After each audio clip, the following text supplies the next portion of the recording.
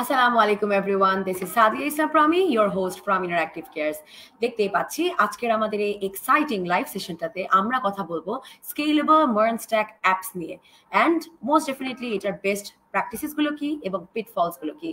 So আমরা যদি একটু দেখি আমাদের লোকাল কিংবা গ্লোবাল মার্কেটে ওয়েব ডেভেলপমেন্ট ফিল্ডে মার্ন স্ট্যাকের কিন্তু এই মুহূর্তে প্রচুর ডিম্যান্ড আছে। সো মার্ন, যেটাকে আমরা বলি Mongo DB, express JS, react JS and node JS, এইটার যে স্ট্যাকটা আছে এটা পুরোটাই কিন্তু জাভাস্ক্রিপ্টের উপর দাঁড়িয়ে আছে। আর দিন যত যাচ্ছে এই স্ট্যাকের ডিমান্ডটা কিন্তু ঠিক ততটাই বাড়ছে। এমনকি আমরা যদি আজকাল জব সার্চিং প্ল্যাটফর্মগুলোতে এইসব লিখে সার্চ দেই, তাহলে মার্ন স্ট্যাকের কিন্তু অনেক বেশি রিকোয়ারমেন্ট আমরা দেখছি। So for that reason, here at Interactive Cares, আজকে we have our special guest with us. Please welcome the man who needs no introduction, most definitely the founder and CEO at Learn with Shumit, the co-founder and managing director at Analyzen, Shumit Shaha bhaiya. So bhaiya, assalamu alaikum, কেমন আছেন? ওয়ালাইকুম আসসালাম প্রমি, এই তো ভালো আছি। ওকে ভাইয়া, we are very excited and thrilled to have you here in our live session.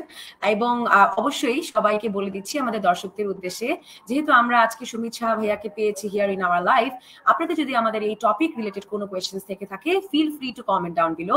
আমরা কিন্তু most definitely during this live আপনাদের যতগুলো কমেন্টস আছে we will try to just answer them all over. So first of all, আমরা যেহেতু মার্ন নিয়ে কথা বলছি, আমরা অনেকেই দেখি হিয়ার এট ইন্টারঅ্যাক্টিভ কেয়ার যারা হয়তোবা এই টেকনিক্যাল টার্মস গুলো বোঝে না, কমপ্লিটলি বিগিনার্স। সো একজন কমপ্লিট বিগিনার যদি আপনাকে প্রশ্ন করে মার্ন স্ট্যাকটা কি, এটার ফুল ফর্মটা কি, সেটাকে যদি আমাদেরকে একটু ভেঙে বুঝিয়ে বলতেন। আচ্ছা, thank you. First of all আমাকে ইনভাইট করার জন্য থ্যাংক ইউ, ইন্টারঅ্যাক্টিভ কেয়ারসকেও ধন্যবাদ। তো মার্ন স্ট্যাক জিনিসটা নিয়ে আসলে প্রচুর কথাবার্তা হয়েছে সবসময়, আমরাও এর আগে বহুতবার বলেছি, বাট যেহেতু স্টিল মানে প্রত্যেকটা লাইভেই নতুন নতুন স্টুডেন্ট জয়েন করে, প্লাস বিগিনাররা থাকে, সো যার কারণে সবাইকেই আমাদেরকে আবার বলতে হয় আর কি। তো মার্ন জিনিসটা হচ্ছে জাস্ট চারটা জিনিসের সমন্বয় আর কি, চারটা লেটার, কারণ মার্ন নামে ইংরেজিতে কোনো ওয়ার্ড নাই, কিন্তু তারপরে আমরা MERN বলি। এর কারণটা হচ্ছে চারটা টেকনোলজি প্রথম লেটার গুলোকে নিয়ে মার্ন এই নামটা দেওয়া হয়েছে।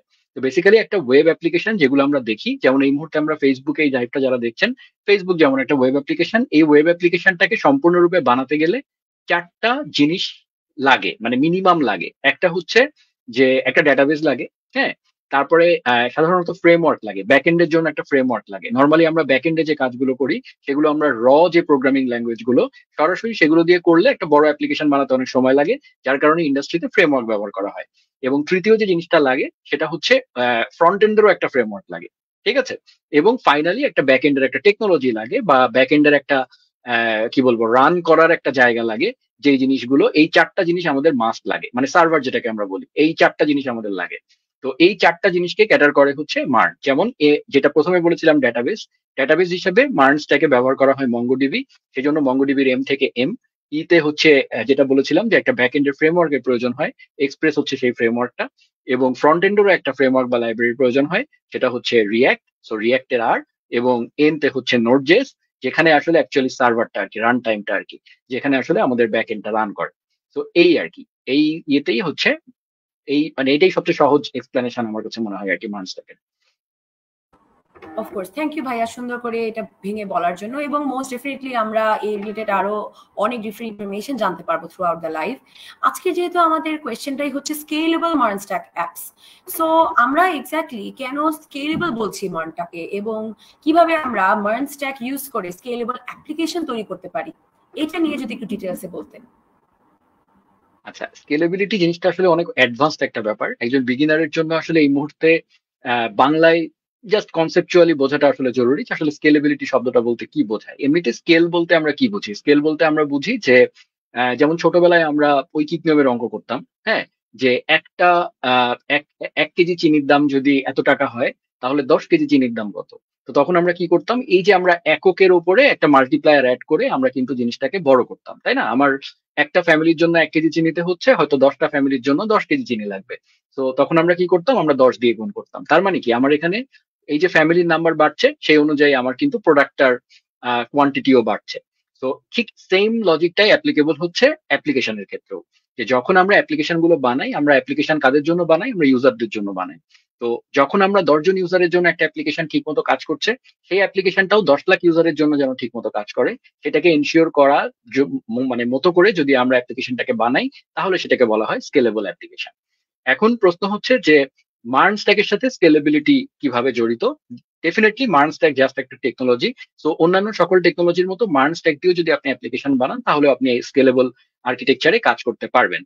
এবং এই স্কেলেবিলিটির ব্যাপারগুলো মূলত 4টা পয়েন্টের উপরে বেস করে আসলে মূলত একটা অ্যাপ্লিকেশনের স্কেলেবিলিটি ডিপেন্ড করে, আমি বিলিভ করি আর কি। আরো অনেক ফ্যাক্টর আছে, বাট মানে একদম যদি আমি গুনতে হয়, তাহলে 4টা মেইন মেইন জায়গা। একটা হচ্ছে, প্রথম কথা হচ্ছে একটা মডিউলার আর্কিটেকচারের প্রয়োজন হয়। মডিউলার আর্কিটেকচার বলতে আসলে যে জিনিসটা বোঝায় যে আমরা যে অ্যাপ্লিকেশনটা বানাবো, যেমন যদি এটা একটা ই কমার্স অ্যাপ্লিকেশন হয়, তাহলে ওই ই কমার্স অ্যাপ্লিকেশনটা বানাতে গেলে বিভিন্ন কাজ করা লাগে, আমাদের বিভিন্ন সিস্টেম বানানো লাগে। যেমন ইউজার লগ ইন করতে হয়, যে জিনিসটাকে আমরা অথেন্টিকেশন একটা সিস্টেম বলি। আবার মানে ই কমার্স অ্যাপ্লিকেশনে প্রোডাক্টস থাকে, অনেক একটা ক্যাটালগ থাকে। তো সেই প্রোডাক্ট ম্যানেজমেন্টের পার্টটা হচ্ছে আরেকটা আর কি, মানে আমাদের মানে ফিচার আর কি। তো তারপরে ধরো এই যে অর্ডার প্রসেসিং মানে করার প্রয়োজন হয়, বা পেমেন্ট প্রসেসিং করার প্রয়োজন হয়। তো এই যে 3টা ফিচারকে বললাম, এই 3টা ফিচারকে যদি আমরা আলাদা আলাদা মডিউল আকারে বানাই, একসাথে একটার সাথে আরেকটা না পেঁচিয়ে যদি ইন্ডিপেন্ডেন্টলি আমি আলাদা আলাদা করে বানাই, তার পরবর্তীতে একটা সেন্ট্রাল জায়গা থেকে জিনিসটাকে জোড়া লাগাই, এইটাকে বলা হয় মডুলার আর্কিটেকচার। তো স্কেলেবল অ্যাপ্লিকেশনের প্রথম জিনিসটাই হচ্ছে যে আমার অ্যাপ্লিকেশনটা যেন মডুলার হয়, এবং এই জিনিসটাই পরবর্তীতে অ্যাপ্লিকেশনের ক্ষেত্রে, মার্ন স্ট্যাকের ক্ষেত্রে বা যে কোনো ব্যাক এন্ড অ্যাপ্লিকেশনের ক্ষেত্রে মাইক্রো সার্ভিস দিয়ে হ্যান্ডেল করা হয়। এগুলোকে সার্ভিস বলা হয়, যে আমি যখন অথেন্টিকেশন সিস্টেম বানাবো, এই সার্ভিসটা আলাদা থাকবে। আবার যখন আমি মানে প্রোডাক্ট প্রোডাক্ট নিয়ে কাজ করব, মানে প্রোডাক্টের যে পার্টটা, সেটা একটা আলাদা সার্ভিস থাকবে। যদি আমার অথেন্টিকেশন মানে প্রোডাক্ট সার্ভিসটা আমার ডাউন থাকে, বা অথেন্টিকেশন সার্ভিসটা আমার ডাউন থাকে, তাও যেন আমার প্রোডাক্টের পার্টটা কাজ করানো যায়, বা ওটা যেন আলাদা আলাদা করে কাজ করে। বা প্রোডাক্টে যদি কোনো রকমের এরর হয়, তাহলে যেন আমার অথেন্টিকেশনটা ব্রেক না করে। এরকম বিভিন্ন ফ্যাক্টর আছে, যার কারণে আমরা আলাদা আলাদা করে পার্ট বাই পার্ট রাখি। সেকেন্ড যে ব্যাপারটা চলে আসে, সেটা হচ্ছে ডেটাবেস, যেটা যেটা খুবই ইম্পর্টেন্ট। ডেটাবেসের একটা স্কেলিং ফ্যাক্টর থাকে। যেমন মার্ন স্ট্যাকের ক্ষেত্রে মঙ্গোডিবি, যেটা মঙ্গোডিবি হচ্ছে আমাদের ডেটাবেস, এটাকে বলা হয় নো সিকুয়েল ডেটাবেস। মানে ডেটাবেসটা, এটাকে যেহেতু বিগিনার ফ্রেন্ডলি করে বলতে হবে আমাকে, সো নো সিকুয়েল শব্দটাকে আপনারা এভাবে ধরতে পারেন যে ডেটাবেস দুই ধরনের হয়, একটা হচ্ছে সিকুয়েল আর একটা হচ্ছে নো সিকুয়েল। নো সিকুয়েল ডেটাবেসটা হচ্ছে কাইন্ড অফ যে ডকুমেন্টের মতো, মানে আপনার পিসিতে আপনি একটা ফোল্ডারের মধ্যে একটা ফাইল রাখলেন, ধরেন সামথিং ডট টেক্সট, আবার আরেকটা ফাইল রাখলেন সামথিং টু ডট টেক্সট। এই যে আপনি এক একটা ডকুমেন্ট আকারে রাখছেন, মঙ্গোডিবির ডেটাবেস স্ট্রাকচারটা অনেকটা এরকম, যে প্রতিটা ডেটা হচ্ছে এক একটা, প্রতিটা রেকর্ড বা প্রতিটা ডেটা হচ্ছে এক একটা ডকুমেন্টের মতো করে থাকে। এই হচ্ছে নো সিকুয়েল। আর সিকুয়েল যদি হয় তাহলে, এবং নো সিকুয়েলের ক্ষেত্রে একটা ডকুমেন্টের সাথে আরেকটা ডকুমেন্টের আসলে ভার্চুয়ালি কোনো রিলেশন নাই, মানে এইটার উপরে ওইটা ডিপেন্ড করে না। ওয়ারাস সিকুয়েল ডেটাবেস যেটা, সেটা হচ্ছে রিলেশনাল, মানে আমার একটা ডকুমেন্টের সাথে, মানে ডকুমেন্ট না, সেই ক্ষেত্রে হচ্ছে এগুলোকে বলা হয় এক একটা এন্ট্রি বা ডেটাবেস রেকর্ড। তো সেই প্রত্যেকটা ডেটা রেকর্ডের সাথে আরেকটা ডকুমেন্টের বা আরেকটা কালেকশনের একটা সম্পর্ক থাকে।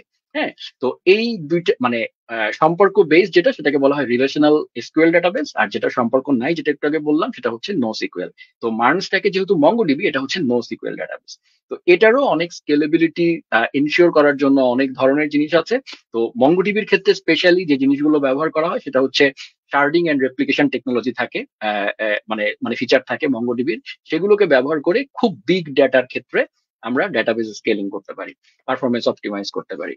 আর 3 নাম্বার যে পয়েন্টটা চলে আসে ইম্পর্টেন্ট, সেটা হচ্ছে লোড ব্যালেন্সিং। এবং লোড ব্যালেন্সিং খুব ইম্পর্টেন্ট একটা ব্যাপার, কারণ আমরা যখন আমার একটা অ্যাপ্লিকেশন, ছোট একটা অ্যাপ্লিকেশন বা একটা মিডিয়াম অ্যাপ্লিকেশন, আমার হয়তো 10,000, 15,000, 20,000 রিকোয়েস্ট পর্যন্ত কোনো সমস্যা হচ্ছে না। তো 10 লাখ, 1 কোটি ইউজার যখন চলে আসবে, তখন ডেফিনেটলি তখন দেখা যাবে যে আমার ওই একটা সার্ভার, তার তো রিসোর্সের একটা সীমা আছে, সো সে ওই রিসোর্সটা তখন ডিল করতে পারছে না। তো এই জাতীয় ক্ষেত্রে আমরা তখন কি করব? তখন আমরা যেটা করি, তখন আমরা মাল্টিপল সার্ভারে চলে যাই। তো মাল্টিপল সার্ভার যখন আমি বানাবো, অ্যাপি অ্যাপ্লিকেশন মাল্টিপল সার্ভারে যাচ্ছে, একজন ইউজার যখন রিকোয়েস্ট করছে, সে তো ধরো xyz.com এ রিকোয়েস্ট করছে। এখন xyz মানে .com যদি বিহাইন্ড দ্য সিন আরো 10টা সার্ভারে চলে, তাহলে ওই ইউজারের রিকোয়েস্টটা কোন সার্ভারে নেব আমি, সেই জিনিসটা আমাকে ডাইনামিক্যালি ডিফাইন করতে হবে, যে যেই সার্ভারটা আমার এখন ফাঁকা আছে, আমি ওই সার্ভারের কাছে পাঠিয়ে দিব। সো তার মানে এই যে লোডটা একটা সার্ভারের উপর না দিয়ে আমরা ব্যালেন্স করে, মানে মাল্টিপল সার্ভারের মধ্যে ডিস্ট্রিবিউট করে দিচ্ছি, এই প্রসেসটাকে বলা হয় লোড ব্যালেন্সিং। সো এটা একটা ইম্পর্টেন্ট ফ্যাক্টর স্কেলেবল অ্যাপ্লিকেশনের ক্ষেত্রে। আরেকটা হচ্ছে ফাইনালি, যেটা হচ্ছে অ্যাসিনক্রোনাস প্রসেসিং বলা হয়, যেমন যেটা হয় যে সার্ভার যেগুলো আছে সেই সার্ভার গুলোর মধ্যে যে মাল্টিপল সার্ভার মাইক্রো সার্ভিস আকারে আছে, তো এই সার্ভার গুলোর মধ্যে ইন্টারনাল কমিউনিকেশন করার প্রয়োজন হয়। যে এই সার্ভারে কিছু একটা ঘটলে সেম কাজটা তো আরেকটা সার্ভারকে জানান দিতে হবে। যেমন মানে আমার যদি অথেন্টিকেশন সার্ভিস থাকে, আমার যদি প্রোডাক্ট সার্ভিস থাকে, ইন্টারনালি প্রত্যেকটা সার্ভিস আলাদা আলাদা, কিন্তু তাদের মধ্যে কিন্তু একটা সংযোগ লাগবে। একটা সার্ভিসকে জানতে হবে যে ওই প্রোডাক্টটা আপডেট হয়েছে, ইউজার সার্ভিসকে সেটা জানতে হবে, বা প্রোডাক্ট সার্ভিসকে জানতে হবে যে আমার ইউজারের অথেন্টিকেশন ঠিক আছে কিনা। তো এই কমিউনিকেশন গুলো আমরা করতে পারি বিভিন্ন ধরনের অ্যাসিনক্রোনাস প্রসেসিং দিয়ে। যেমন মেসেজিং সার্ভিস আছে, যেমন র্যাবিট এমকিউ, এটা নিয়ে খুবই পপুলার। র্যাবিট এমকিউ খুবই অ্যাডভান্স ব্যাপার, আমি এগুলো জাস্ট নাম বলছি যেহেতু স্কেলেবিলিটি নিয়ে কথা বলা হচ্ছে, সো এই ফ্যাক্টর গুলো মানে গুরুত্বপূর্ণ। তো র্যাবিট এমকিউ ওয়াইডলি ইউজ করা হয়, এবং সেই ক্ষেত্রে এই টেকনোলজিটা যেটা করে জাস্ট একটা মেসেজিং সিস্টেম, একটা সার্ভারের সাথে আরেকটা সার্ভার ইন্টারনালি মানে যেন কমিউনিকেশন করতে পারে। যেমন ফর এক্সাম্পল আমি একটু আগে বলেছিলাম একটা ই কমার্স অ্যাপ্লিকেশনে, যে যেমন আমার 3টা সার্ভিসের উদাহরণ দিয়েছিলাম। প্রোডাক্ট সার্ভিস মানে মানে ধরেন প্রোডাক্ট ক্যাটালগ, অর্ডার প্রসেসিং বা পেমেন্ট প্রসেসিং, এটা ক্যান বি একটা সার্ভিস, অথেন্টিকেশন হতে পারে একটা সার্ভিস। তো এদের মধ্যে আমরা চাইলে নোড.জেএস এর ক্লাস্টার সিস্টেম ব্যবহার করে আমরা লোড ব্যালেন্সিং করতে পারি, এবং একই সাথে আমরা RabbitMQ এর মাধ্যমে আমরা ইন্টারনাল কমিউনিকেশন করতে পারি। আর ডেটাবেস স্কেলিং এর ব্যাপারে তো যেটা বললাম, যে মঙ্গোডিবির যে শার্ডিং এবং রেপ্লিকেশন টেকনোলজি আছে সেগুলো আমরা ব্যবহার করতে পারি। তো এই হচ্ছে মোটামুটি মার্ন স্ট্যাকের মূল মোস্টলি স্কেলেবিলিটি এনশিওর করার জন্য এই জিনিসগুলো নিয়ে কাজ করা হয় অ্যাডভান্স লেভেলে, মানে because scalability is a very very advanced মানে concept. Thank you so much. খুব ভেঙে আমরা জানলাম অ্যাকচুয়ালি যে স্কেলেবিলিটির জন্য আমরা ডিফারেন্ট টাইপস অফ কি কি অ্যাপস ইউজ করব এবং এদের ইউসেজ গুলো। আমরা কমেন্টসে কিন্তু বেশ কিছু প্রশ্ন পাচ্ছি ভাইয়া, সো আমরা একটু জলদি করে সেই প্রশ্নগুলো নিয়ে নেই। আমি আপনাকে এক একটা করে প্রশ্ন পড়ে শোনাচ্ছি। সো ফার্স্ট কোয়েশ্চেন আমরা পেয়েছি যে ভাই স্মার্ট স্ট্যাকের ডিপ্লয়মেন্ট কস্ট নিয়ে একটু বলেন। আচ্ছা, এটা আসলে ভাইয়া ভ্যারিয়েবল, কারণ ডেপ্লয়মেন্ট কস্ট যে বললাম, যে আপনি যখনই এই স্কেলেবিলিটি এনশিওর করতে যাবেন, যখনই আপনার এটা এটা ডিপেন্ড করবে হচ্ছে আপনার ইউজারের উপরে, যে আপনি কত রিকোয়েস্ট হ্যান্ডেল করছেন। এবং একই সাথে দেখেন কস্ট ডেফিনেটলি কমানো যায়, কিন্তু সেই কমানোরও একটা লিমিট আছে। যে আপনি যখন আপনার বেস্ট অ্যাপ্লিকেশন বানাবেন, মানে আপনি অ্যাপ্লিকেশন বানানোর সময় আপনি এমন ভাবে কোড করেছেন যে কোডটা অ্যাকচুয়ালি অপটিমাম, এর থেকে ভালো আর কোড করা সম্ভব না, বা আপনি বেস্ট প্র্যাকটিসেস গুলো ফলো করেছেন, তাহলে আপনি অ্যাপ্লিকেশন এন্ডে আপনার কস্টের ব্যাপারে আপনি অপটিমাল। কিন্তু এরপরে চলে আসবে সার্ভার। এখন আপনি সার্ভার যখন চুজ করবেন, সেই জায়গাটায় হচ্ছে মানে সার্ভার ম্যানেজমেন্টের যে বিভিন্ন ব্যাপারগুলো, যেটাকে আমরা ডেভঅপস রিলেটেড টাস্ক বলে থাকি, তারা যদি প্রপারলি ডিজাইন না করে জিনিসটা, এবং সার্ভার যদি প্রপারলি চুজ না করে, তাহলে সেই ক্ষেত্রে কস্ট ওঠানামা করতে পারে। বাট একটা স্মল বা মিড স্কেল একটা অ্যাপ্লিকেশন, হ্যাঁ, মার্ন স্ট্যাকে, এবং যদি আমি বলি বিশেষ করে মার্ন স্ট্যাকের ক্ষেত্রে shared hosting is not preferred. Most of the MERN stack applications are not hosted in shared hosting. যেটা হয় যে একটু মিড লেভেল বা একটু ইয়ে লেভেলে গেলেই আমাদেরকে আসলে ভিপিএস এ চলে যেতে হয়। যেমন নর্মালি আমরা যদি ল্যাম্প স্ট্যাক বা পিএইচপি ইকোসিস্টেমে বলে থাকি, তাহলে যেমন পিএইচপি ইকোসিস্টেমে ওয়ার্ডপ্রেস খুব পপুলার হওয়ার কারণে, এবং ওয়ার্ল্ডের অধিকাংশ সাইটই ওয়ার্ডপ্রেসে বানানো হওয়ার কারণে এই জায়গাটায় মানে প্রচুর টেকনোলজি আছে, লাইক সি প্যানেল আমরা সবাই জানি। তো সি প্যানেল দিয়ে একজন প্রোগ্রামার যে ডেভঅপস সম্পর্কে জানে না, সেও সি প্যানেল দিয়ে মোটামুটি ইউজার ফ্রেন্ডলি ওয়েতে সে তার অ্যাপ্লিকেশন ডিপ্লয় করে ফেলতে পারে এবং মোটামুটি চালাতে পারে। যদিও কমপ্লেক্স হয়ে গেলে সেখানেও কমপ্লেক্সিটি আসে, বাট মার্ন স্ট্যাকের ক্ষেত্রে এরকম কোন সি প্যানেল টাইপের সলিউশন আসলে একদম যে ইউজার ইন্টারফেস থেকে আমি দেখে দেখে ক্লিক করে করে কাজ করে ফেলবো, এরকম জিনিস কম আছে। মোস্টলি এখানে একটু ধারণা রাখা লাগে, মোস্টলি কনফিগার করা লাগে নিজে নিজেই। তো ডেফিনেটলি মার্ন স্ট্যাকের ক্ষেত্রে একটা ভিপিএস পারচেস করে নিয়ে সেই ভিপিএস এ কাজ করাটা বেটার। এবং এই ধরনের প্রচুর সার্ভিস আছে যারা এখন ভিপিএস সেল করে খুবই লো কস্টে, লাইক $5 থেকে সম্ভবত, $5 বা $6 থেকে সম্ভবত ডিজিটাল ওশানে শুরু হয়। এডব্লিউএস এর এরকম ছোট ছোট ছোট ছোট ড্রপলেট নেওয়া যায়। তো এই ছোট ছোট ভিপিএস গুলো নিয়ে তারপরে আমরা মানে আমাদের অ্যাপ্লিকেশন শুরু করতে পারি, এবং মানে আমার অ্যাপ্লিকেশন যখন গ্রো করতে থাকবে, গ্রো করতে করতে করতে করতে আমরা সেটা অ্যানালাইসিস করে করে আমরা এই যে সার্ভার বাড়াতে পারি পরে। তো আমার ইউজার যদি বাড়ে, আমার সার্ভার বাড়বে। তো বেসিক্যালি স্কেলেবিলিটি দুই জায়গা থেকে আসছে। একটা, আপনি যখন ইউজার বাড়ছে তখন আমার সার্ভারও বাড়বে।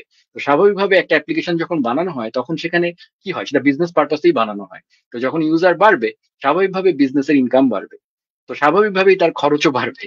তো যার কারণে ওই রেশিওটা খুব বেশি বাড়ে কমে না। হ্যাঁ, যদি আপনি প্রপারলি ডিজাইন করেন তাহলে প্রফিটেবিলিটির সাথে ওই জিনিসটা অ্যালাইন করা যায়, যদি খুব ব্যাড ডিজাইন না হয়। মোস্ট ডেফিনেটলি ভাইয়া, থ্যাংক ইউ সো মাচ এত সুন্দর করে বুঝিয়ে বলার জন্য। উইথ দ্যাট বিং সেড, আমরা কিন্তু কমেন্ট সেকশনে বেশ কিছু প্রশ্ন পেয়ে যাচ্ছি। এই প্রশ্নগুলোর জাস্ট ওভারঅল উত্তর দেওয়ার আগে আমি একটু ছোট করে আমাদের দর্শকদের উদ্দেশ্যে জানিয়ে দিচ্ছি, আজকে কিন্তু আমরা ওভারঅল যে টপিকটা নিয়ে কথা বলছি, this is actually a part of our MERN stack career path. So আমাদের MERN stack web development career path batch 3 যেটা আছে, ব্যাচ 3 কিন্তু চালু হয়ে যাচ্ছে ভেরি সুন।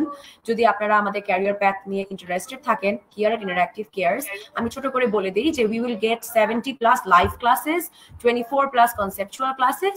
এর পাশাপাশি আপনি যদি এখন এনরোল করে ফেলুন, আপনি আমাদের 300+ প্রি রেকর্ডেড যে ভিডিওগুলো আছে সেই ভিডিওগুলোর অ্যাক্সেস পেয়ে যাবেন, এবং ডেইলি 3টি সাপোর্ট সেশন পাবেন। অ্যাজ ইন আপনারা শিখতে শিখতে যদি কোনো জায়গায় আটকে যান, মোস্ট ডেফিনেটলি আপনি এভরি সিঙ্গেল ডে 3 বেলা কিন্তু আমাদের সাপোর্ট ইনস্ট্রাক্টরদের কাছ থেকে সেখান থেকে হেল্পও পাচ্ছেন।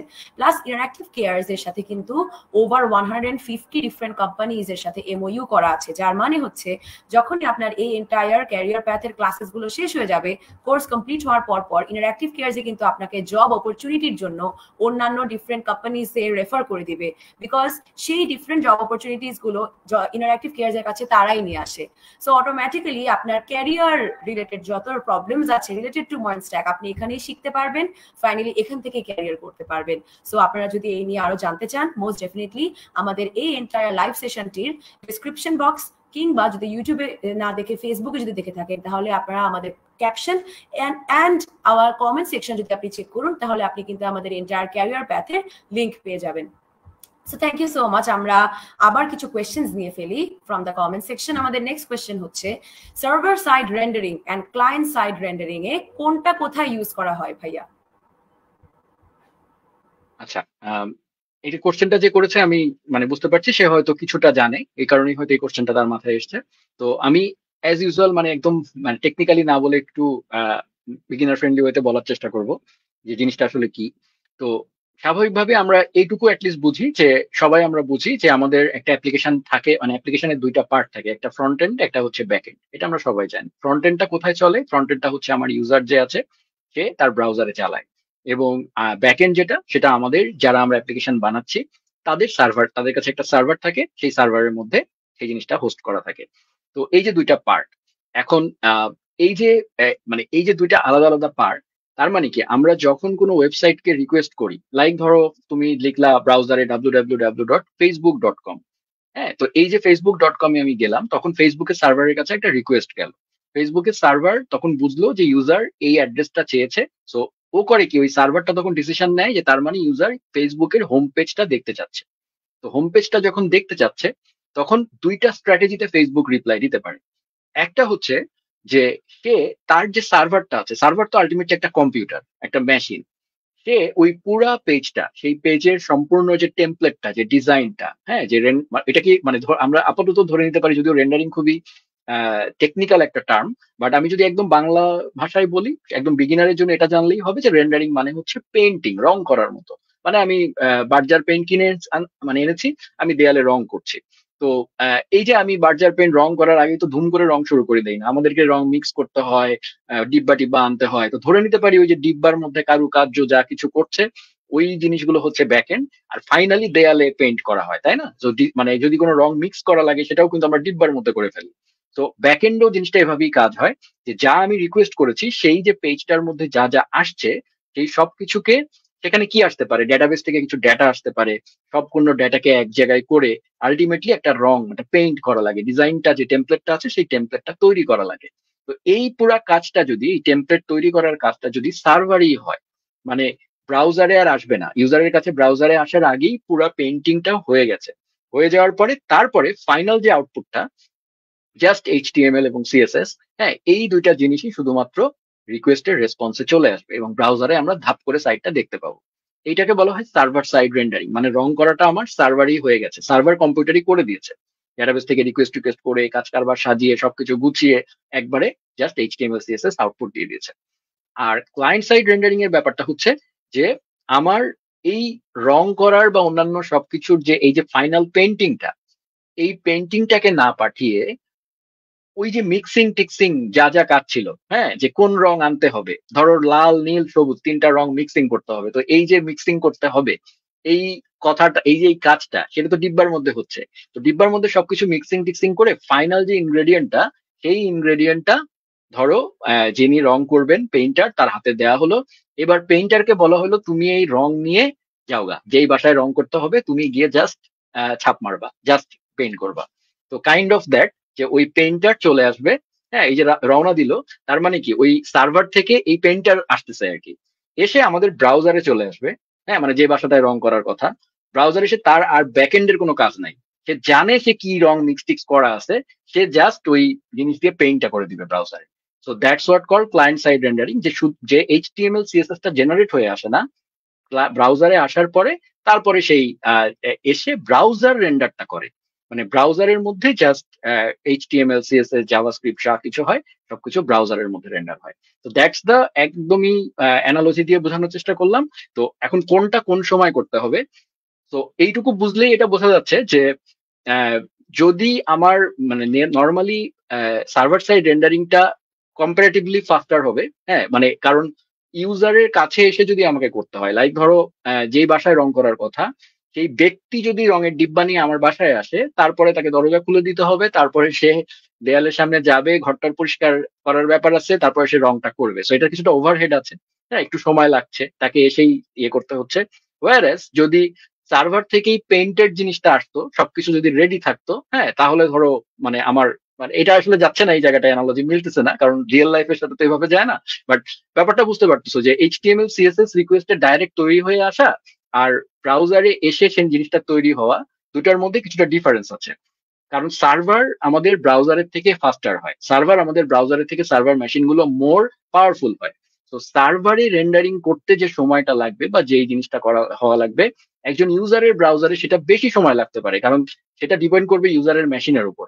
তুমি যদি একটা হাই হাই কনফিগারেশনের পিসি ব্যবহার করো তুমি ফাস্টার পাবা, কিন্তু হোয়ার একজন মোবাইল ব্রাউজার যে হয়তো খুবই ওল্ড মডেলের একটা মডেল মানে মোবাইল ব্যবহার করে বা লো পারফরমেন্সের একটা মোবাইল ব্যবহার করে, তার ব্রাউজারে সেই জিনিসটা রেন্ডার হতে একটু বেশি সময় লাগবে। তো তার মানে এটা ভ্যারিয়েবল হয়ে যাচ্ছে, ইউজারের উপরে ডিপেন্ড করতে হচ্ছে যে সে কেমন পারফরমেন্স পাবে। তো যার কারণে এই ডিফারেন্সটা আছে। তো নর্মালি আমরা আমাদের কাজ কার জন্য করতে হবে সেটার উপরে বিভিন্ন ফ্যাক্টর ডিপেন্ড করে, যে আমি ক্লায়েন্ট সাইড রেন্ডারিং করবো নাকি আমি সার্ভার সাইড রেন্ডারিং করবো। যদি ধরো ফর এক্সাম্পল ইন্টারাক্টিভ কেয়ার্স, তাদের অফিসের মধ্যে অনেক ভালো ভালো কম্পিউটার আছে, তারা জানে। তো ইন্টারেক্টিভ কেয়ার্স এর একটা ইনহাউস অ্যাপ্লিকেশন বানাচ্ছে তারা, তাদের একটা ERP system or anything like that, সে ইজিলি সে মনে করতে পারে যে ঠিক আছে আমি সবকিছু ক্লায়েন্ট সাইড রেন্ডারিং করবো, সার্ভার সাইড রেন্ডারিং এর জটিলতা আছে আমি সেটাতে যাবো না। Whereas যদি পাবলিক ফেসিং কোনো কিছু ইন্টারাক্টিভ ক্রিয়েট করে, যেমন তাদের অফিসিয়াল ওয়েবসাইট, সেই ক্ষেত্রে তারা হয়তো সার্ভার সাইড রেন্ডারিং তারা করতে চাইতে পারে, বিকজ সেই ক্ষেত্রে এসইও একটা important factor. Because server side rendering এর ক্ষেত্রে কি হয় যে পুরো জিনিসটা এইচটিএমএল টা তৈরি হয়ে আমার কাছে আসে, তো গুগল বা অন্যান্য সার্চ ইঞ্জিন কি করে ওই জিনিসটা দেখতে পায়। ওয়ারেস যদি ব্রাউজারে আসার পরে জিনিসটা তৈরি হতে থাকে, গুগল বট এতক্ষণ বসে থাকে না, গুগল বট একটা ব্ল্যাঙ্ক পেজ পায়, এসে দেখে যে কিছু নাই, প্রিপেয়ার হচ্ছে, তো সে প্রিপেয়ার হওয়া পর্যন্ত বসে থাকে না, সে চলে যায়। দ্যাটস ওয়াই সে কোনো কন্টেন্ট পায় না, যার কারণে এসইও বা সার্চ ইঞ্জিন ইন্ডেক্সিংটা সে করতে পারে না। এই কারণে এই বিভিন্ন ফ্যাক্টর গুলো আছে, তো এইগুলোর উপরে বেস করে একজন ইউজারকে ডিসিশন নিতে হবে, একজন ডেভেলপারকে ডিসিশন নিতে হবে যে আমি আসলে কোনটা করবো। থ্যাংক ইউ সো মাচ ভাইয়া। আমরা আরেকটা কোয়েশ্চেন এখান থেকে নিয়ে নিচ্ছি, এটা একটু ভ্যাস্ট কোয়েশ্চেন, কিন্তু আমরা একটু মডার্ন রিলেটেড যদি অ্যান্সারটা পেতে পারি ভালো হয়, যে কি কি গুণাবলী থাকলে ভালো ডেভেলপার দাবি করা যাবে? আচ্ছা, সবার প্রথমে হচ্ছে পেশেন্স। হ্যাঁ মানে আমি সবসময় বলি যে মানে পেশেন্সটা হচ্ছে খুব ইম্পর্টেন্ট ডেভেলপারের জন্য, মানে হড়বড় করলে আসলে বা শর্টকাট মারতে গেলে আসলে মানে ডেভেলপার মানে লং টার্মে থাকা যায় না আর কি, ভালো ডেভেলপার হওয়াও যায় না। এটা হচ্ছে আমি বলবো প্রাইমারি একটা গুণ থাকা দরকার। সেকেন্ড যে ব্যাপারটা সেটা হচ্ছে যে রিডিং মানে হ্যাবিটটা থাকা লাগবে, রিডিং হ্যাবিট, এবং একই সাথে আমি বলবো যে ওই যে লেগে থাকার যে ব্যাপারটা পার্সিভারেন্স যে থাকতে হবে আর কি। তো কারণ আমি যদি একটা একটা আমার কাছে একটা প্যারাগ্রাফ আছে বা একটা আমি একটা টিউটোরিয়াল দেখছি বা হোয়াট এভার ইট ইজ, সেই জিনিসটার টু দা পয়েন্ট মানে পুরাটা পড়ার অভ্যাস থাকতে হবে। মানে যেমন ধরি আমি একটা হয়তো ব্লগ পড়ছি, সেটা টাইটেল দেখেই আমি চলে গেলাম, বা প্রথমে একটা প্যারা পড়ে আমি চলে গেলাম, নিচের দিকে আর কিছু গেলাম না, আমি মনে করলাম যে হ্যাঁ আমি বুঝে গেছি ও কি বলতে চাচ্ছে। তো that's not the thing, because technology এরকম না, টেকনোলজিতে কনটেক্সট অনেক অনেক পেঁচায় থাকে, অনেক অনেক বেশি কিছু জানতে হয়, এবং প্লাস রিডিং হ্যাবিটটা থাকলে যেটা হয় একটা শিখতে গিয়ে আরেকটা শেখা যায়। তো এই জায়গাটা থাকা উচিত আমি মনে করি। আর এরপরে টেকনিক্যাল যে গুণাবলীগুলো সেগুলো তো থাকবেই, লাইক প্র্যাকটিস করা রেগুলার, মানে এটা সম্পূর্ণরূপে টেকনিক্যাল ব্যাপারটা সম্পূর্ণরূপে ডিপেন্ড করে প্র্যাকটিসের উপর, প্রচুর প্র্যাকটিস করা, নিজে নিজে করার চেষ্টা করা, হ্যাঁ, জাস্ট দেখে দেখে করা, এই অভ্যাসটা বাদ দেওয়া। এই মোটামুটি এগুলো আর কি।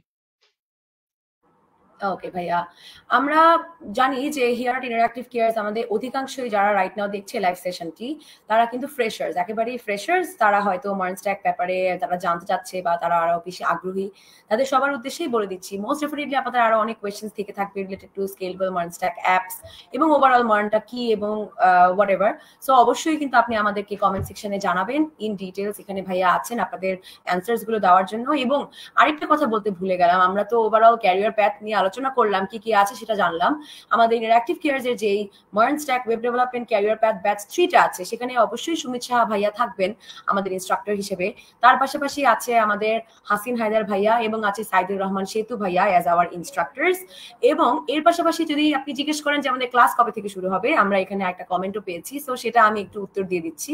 সো আমাদের ক্লাস কিন্তু শুরু হতে যাচ্ছে just in 3 days, from 1st September আমাদের ক্লাস শুরু হতে যাচ্ছে। সো বুঝতেই পারছি আর 3 দিন আপনার বাকি আছে হাতে রেজিস্ট্রেশন করে ফেলার। সো চট জলদি এটা করে ফেলুন যদি আপনার অ্যাকচুয়ালি মনে হয়ে থাকে যে আমি ফ্রম স্ক্র্যাচ একদম শুরু থেকেই প্রপারলি এটার প্রিপারেশন নিতে চাই।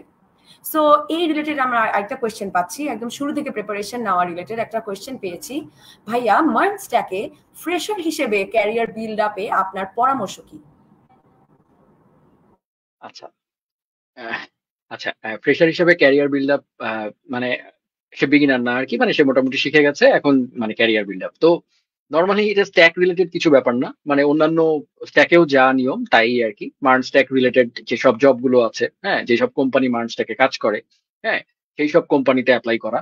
তবে এখানে একটা পয়েন্ট আমি বলবো যে মার্ন স্ট্যাকের একটা মানে বৈশিষ্ট্য হচ্ছে, একটা বিউটি হচ্ছে যে আপনি প্রত্যেকটা ইন্ডিভিজুয়াল কম্পোনেন্টে আপনার জব আছে। মানে আপনাকে, MERN is a full stack thing, মানে সেখানে ডেটাবেজ আছে, সেখানে ফ্রন্ট এন্ড আছে, সেখানে ব্যাক এন্ড আছে, বাট সার্ভার আছে।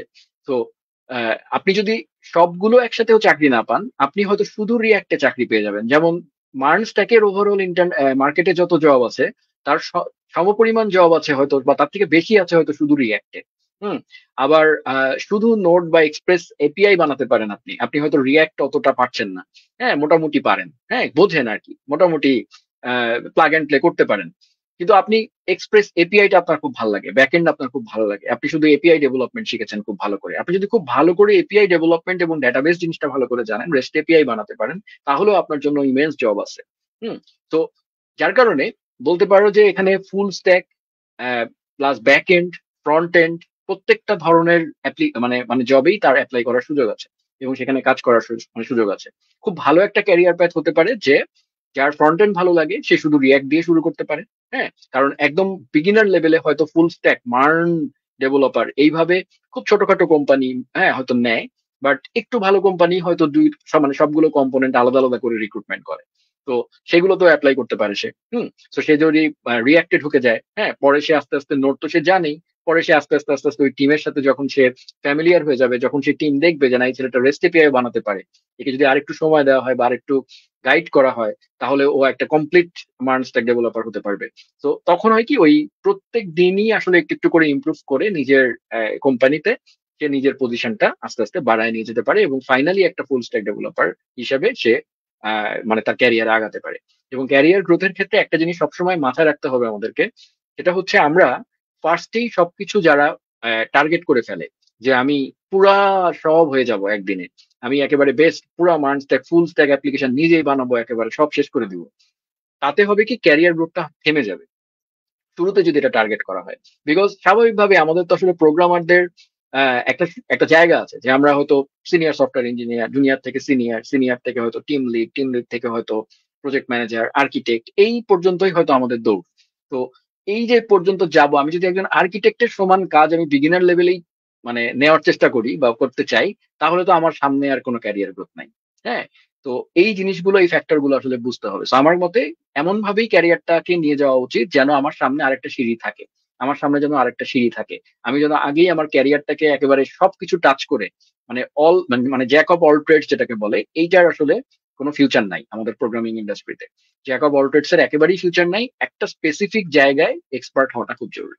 এবং ক্যারিয়ারে যেতে যেতেই হয়তো মার্ন স্ট্যাক নিয়ে যে ছেলেটা সামনে আগাচ্ছে সে পরবর্তীতে ওয়ার্ডপ্রেসে কাজ করবে না, এমন কোনো গ্যারান্টি নাই।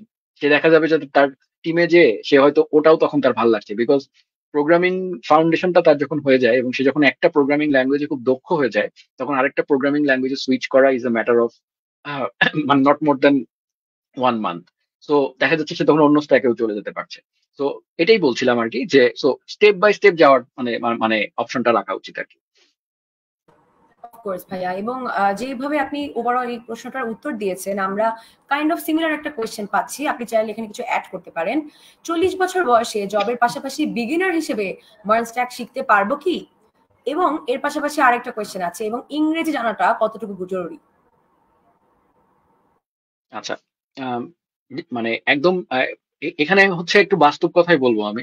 মানে একটা হচ্ছে থিওরিটিক্যাল কথা, বা যেটা আসলে বলতে হবে, আবার আরেকটা হচ্ছে যেটা বাস্তব কথা। থিওরিটিক্যাল কথাটা হচ্ছে ডেফিনেটলি প্রোগ্রামিং এর কোনো বয়স নাই, এটা আমাকে বলতেই হবে, because there are so many programmer যারা 40-50-এও শুরু করে যারা অনেক বড় কিছু হয়েছে, যেটার এক্সাম্পল আছে। বাট একই সাথে আপনাকে এটাও মানে জানতে হবে যে বয়স কিন্তু মানুষকে দুর্বল করে, বয়স তার প্রোডাক্টিভিটি কমায়, হ্যাঁ, অনেক কিছু ব্যাপার আছে। তো সেই জন্য ওই এবং এটা প্রকৃতির ব্যাপার, এটা আমাদের কোনো কন্ট্রোল নাই। তো সেই জন্য এই ফ্যাক্টর গুলোকেও মাথায় রাখতে হবে, যে আমি যদি 40 বছরে শুরু করি, একটা ইয়াং ছেলে সে এবং প্রোগ্রামিং জিনিসটা অত্যন্ত কঠিন, এটাও বিলিভ করে নিতে হবে আর কি। তো একটা ইয়াং ছেলে যে তার মানে কি বলবো সবচেয়ে মানে পাওয়ারফুল আছে, হ্যাঁ, সে সবচেয়ে বেশি প্রোডাক্টিভ আছে, তার লাইফের সবচেয়ে ভালো সময়টা সে আছে, সে ফিজিক্যালি ফিট, সব দিক দিয়ে সে ফিট। তো তার জন্য জিনিসটা যে খুব সহজ তা না, তার জন্য এই ফিল্ডটা বেশ কঠিন, তাকে প্রচন্ড পরিশ্রম করতে হয়। তো একজন 40 ইয়ার্স এর মানুষ যদি সেই সমস্ত চ্যালেঞ্জেস এবং সমস্ত কিছু জিনিস যদি ওভারকাম করতে পারে, তাহলে ডেফিনেটলি সে করতে পারবে। বাট মোস্ট অফ দ্য কেসে that would be an exception, যেটা আমি বলবো, যে আপনি সেই এক্সেপশনাল মানুষটা হতে পারেন, প্রচুর এক্সেপশন আছে, সেই এক্সেপশনাল মানুষটা হতে পারেন। আবার কিন্তু আপনার কারেন্ট যেহেতু একটা জব আছে, এটা আমি অবশ্যই বলবো যে কোনোভাবেই ওই জবটাকে ছোট করেন না, ওই জবটাকেই আপনার লাইভলিহুড হিসাবে নেন। এবং একই সাথে প্যাশন যদি আপনি প্রোগ্রামিং এ ফিল করেন, তাহলে আপনি সাইড দিয়ে প্রথম দিকে এটাকে একটা কি বলবো একটা প্যাশন হিসাবে নিতে পারেন, যে আমি করে দেখি যদি হয়, করে দেখি যদি হয়, তারপরে আপনার যে অবসর সময়টুকু আছে সেখানে আপনি ট্রাই করলেন। যদি আপনার ভালো লেগে যায়, আপনি যদি করতে পারেন, সবকিছু যদি বুঝতে পারেন, হ্যাঁ, তাহলে দেখবেন যে এর পরের অ্যান্সারটা আপনি নিজেই তৈরি করতে পারবেন আর কি। এটাই আমার কথা থাকবে। ওকে, থ্যাংক ইউ ভাইয়া। উইথ দ্যাট বিং সেড, আমরা আজকে কিন্তু স্কেলেবল মার্ন স্ট্যাক অ্যাপস নিয়ে আলোচনা করছি। সো আমরা জাস্ট ডিরেক্টলি আমাদের টপিক ওয়াইজ একটা প্রশ্ন এখানে পেয়ে গেলাম। সো আমরা একটা কোয়েশ্চেন নিয়ে নিচ্ছি। ভাই, V8 ইঞ্জিনের সাম্প্রতিক আপগ্রেডগুলি নোড জেএস পারফরমেন্স এবং স্কেলেবিলিটিতে কিভাবে প্রভাব ফেলছে? দেখুন, প্রত্যেকটা আপডেটই ডাউনগ্রেড তো হয় না, আপগ্রেড হয়। প্রত্যেকটা আপগ্রেডই পারফরমেন্সে আপগ্রেড মানে আপনাকে মানে আপগ্রেডই করবে, খারাপ কিছু করবে না। তো স্বাভাবিকভাবেই এগুলো পারফরমেন্সের আরো যেসব বটলনেক গুলো ছিল, কারণ প্রত্যেকটা স্ট্যাক কেউই 100% পারফেক্ট না, প্রত্যেকেরই দুর্বলতা আছে, প্রত্যেকেরই বিভিন্ন জায়গায় লুপ হোল আছে, প্রত্যেকের ইনফ্যাক্ট এইসব স্ট্যাক গুলোতে বা এইসব এই যে ইঞ্জিনের কথা বললেন, সেখানেও কিন্তু বাগ থাকে। তো সেই বাগ সলভিংও তারা করে। তো সেগুলোর কন্টিনিউয়াসলি কিন্তু তারা মেনটেনেন্স করে যায়। একই সাথে যে জিনিসটা করতে হয় সেটা হচ্ছে V8 বলেন বা যে ইঞ্জিনই কথা বলেন, আমি যদি স্পাইডারম্যান কি কথা বলি বা অন্যান্য ব্রাউজারের যেসব ইঞ্জিন গুলো আছে, প্রত্যেকটা ইঞ্জিনই কিন্তু আলটিমেটলি ব্রাউজারের একটা ব্যবসায়িক দিকও দেখতে হয় তাদেরকে। তো যেটা হয় যে ওই ব্রাউজারটার কি পরিমাণ মানে ব্রাউজারটা যদি তাদের কোনো পলিসি চেঞ্জ করে যে আমি এই জিনিসটা দিব, ওই কোম্পানি যদি কোনো পলিসি চেঞ্জ করে, সেজন্য তাদের ওই ইঞ্জিনটা পরিবর্তন করার প্রয়োজন হয়। So there are different factor যার কারণে এই আপডেট গুলো আসে। হ্যাঁ, তো প্লাস একই সাথে যেসব বড় বড় কোম্পানিজ আছে যারা এই ব্রাউজার গুলো বানায়, তারাই দেখবেন ইঞ্জিন গুলো বানায়। এবং ওদের মূলত ব্রাউজার এবং ইঞ্জিনের সাথে পুরো মার্কেটটা কন্ট্রোল করারও একটা ব্যাপার থাকে। যে আমি ব্রাউজারে কিভাবে ট্র্যাকিং করছি, কিভাবে মানুষের বিহেভিয়ার, ইউজার বিহেভিয়ারটাকে আমি কোন দিকে নিয়ে যেতে চাই। যেটা হয়তো যেমন গুগল, যখন যেমন V8 ইঞ্জিন গুগল মেনটেন করে, তো গুগল চিন্তা করে যে আমি V8 ইঞ্জিনের এমন এমন জিনিসটাকে নিব যেন ক্রোম ব্রাউজার মানুষ আরো বেশি ব্যবহার করে। এবং সিকিউরিটি অ্যাসপেক্ট গুলো তারা খুবই মানে ক্রোমের নর্মাল আপডেট গুলোতে, মানে V8 বলেন বা অন্যান্য আপডেট গুলোতে, ব্রাউজারের আপডেট গুলোতে প্রচুর সিকিউরিটি বাগ ফিক্স করা হয়, প্রচুর সিকিউরিটি ইম্পোজ করা হয়, হ্যাঁ, অনেক রেস্ট্রিকশনও আনা হয়, যেন ডেভেলপাররা আরো বেশি এপিআই পায়, যে এপিআই গুলো ব্যবহার করে সে তার অ্যাপ্লিকেশনকে মোর সিকিউর করতে পারে। তো এই জিনিসগুলো নিয়ে কাজ হয়, তো ওইগুলোর সাথে আপডেটেড থাকাটা খুবই জরুরি আর কি। তো যখন আপনি বেসিকটা জেনে যাবেন, তখন আপনি ওই পার্টিকুলার জিনিসটা নিয়ে আপনি যদি পড়াশোনা করেন, তাহলে আপনি আপডেটেড থাকতে পারবেন আর কি। আর এখন তো সোশ্যাল মিডিয়ার কারণে ওদের প্রত্যেকেরই নিজস্ব ব্লগস বলেন বা অন্যান্য বিভিন্ন জায়গা আছে, সেগুলোতে সাবস্ক্রাইব করে রাখলেই আসলে, বা নিউজ লেটারে সাবস্ক্রাইব করে রাখলেও তারা আসলে আপডেট গুলো পাওয়া যায়। Definitely. আমরা আরেকটা কমেন্ট এখানে পেয়ে যাচ্ছি, একটু বেশ বড়, আমি আপনাকে একটু পড়ে শোনাচ্ছি যাতে আপনার বুঝতে ইজি হয়। ভাইয়া, আপনার একটা ভিডিও দেখেছিলাম যেখানে আপনি ফ্রেশার ডেভেলপারদের ক্যারিয়ার বিল্ডের কথা বলেছেন, কিন্তু আমরা অনেক কষ্ট করে স্কিল গেইন করে জব মার্কেটে অ্যাপ্লাই করে দেখি যেখানে সামান্য জুনিয়র রোলে 2, 3, 5 বছরের নিচে কেউ নিতে চায় না, অ্যাপ্লাই করলেও এটিএস অ্যালগরিদম সেটা রিজেক্ট করে দেয়। সো আমরা কিভাবে নিজেদের ক্যারিয়ারকে প্রমাণ করতে পারি? আচ্ছা, এটা তো আসলে খুবই কমপ্লেক্স ব্যাপার এই প্রশ্নটা, কারণ স্বাভাবিকভাবেই এই জায়গাটায় কম্পিটিশন অনেক বেশি। তো কম্পিটিশন যেখানে বেশি সেখানে স্বাভাবিকভাবেই ওখানে ওখানে চান্স পাওয়াটাও কঠিন আর কি। হ্যাঁ, ওইটাই হচ্ছে আর কি এখন মার্কেটে। তো ডে বাই ডে কম্পিটিশন বাড়ছে, ডেভেলপারের সংখ্যা বাড়ছে। ডেভেলপারের সংখ্যা বাড়ার কারণে যেটা হচ্ছে, কারণ ডেভেলপার বাড়ার সংখ্যাটা হচ্ছে চারপাশের বিভিন্ন কোর্সের সাথে ডেভেলপারের সংখ্যা হচ্ছে সমানুপাতিক। ঠিক আছে, যত কোর্স আসবে তত ডেভেলপার বাড়বে। এখন কথা হচ্ছে যে সব মানে কোর্স কিছু ভালো ডেভেলপারও তৈরি করবে এবং অধিকাংশই ব্যাড ডেভেলপার তৈরি করবে, এটাই বাস্তবতা এবং এটাই স্বাভাবিক। কারণটা হচ্ছে যে দেখেন, আমি মানে যদি আমি স্কুল কলেজ ইউনিভার্সিটির কথা বলি, সেখানেও কিন্তু সবাই খুব ভালো জব পায় না। মানে ওখানে কিন্তু হিরো হিরো হিসাবে বের হয় খুব অল্প কিছু মানুষ, আর বাকিরা এভারেজ থাকে, আর কিছু থাকে একেবারেই ঝরে পড়ে যায়। Same goes for the courses. তো কোর্সেস এর কারণে যেটা হচ্ছে, কোর্সেস গুলো স্বাভাবিকভাবে যখন একটা কোর্স বানাবে, তখন তাকে সেটা মার্কেটিং করতে হবে। সে তার কোর্সকে বেস্ট বলার চেষ্টা করবে। তো এটা করবেই, এটা কেউ আসলে ঠেকাতে পারবে না। তো যার কারণে যেটা হবে, আপনার এই চারপাশের কোর্স দেখে এবং প্রত্যেকটা কোর্সে ডিমান্ড করবে যে সবাই ডেভেলপার হতে পারে, which is right, which is technically right again. কারণ আসলে সবাই ডেভেলপার হতে পারে যদি তার মধ্যে ওই ক্যাপাসিটি থাকে, এটা থাকে, ওটা থাকে। ওই যে তুমি পারবা কিন্তু, ওই যে কিন্তু শব্দটা থেকেই যায়। তো ওই কিন্তুর কারণে অনেকে বাদ পড়ে যাবে, অনেকে ঝরে পড়ে যাবে, অনেকে টিকে যাবে। তো এখন যারা টিকে যাবে তাদের সংখ্যাটাও এখন বেশি, কারণ কোর্স কোম্পানিগুলোও এখন প্রচুর এভারেজ ডেভেলপার তৈরি করছে এবং মার্কেটে এভারেজ ডেভেলপারের চাহিদা ডে বাই ডে কমে আসছে। বিকজ এভারেজ ডেভেলপারের কাজগুলো এখন এআই করে ফেলতেছে। যেটা আমি এর আগেও বলেছিলাম, আমার একটা এআই নিয়ে একটা ভিডিও ছিল আমার লার্নার ইউটিউব চ্যানেলে, সেখানে আমি বলেছিলাম যে সামনের দিনে এভারেজ বলে কোনো কিছু থাকবে না, everything will go into ultimately advanced. হ্যাঁ, ইন্টারমিডিয়েটও ছাড়িয়ে যাবে কিছুদিন পর।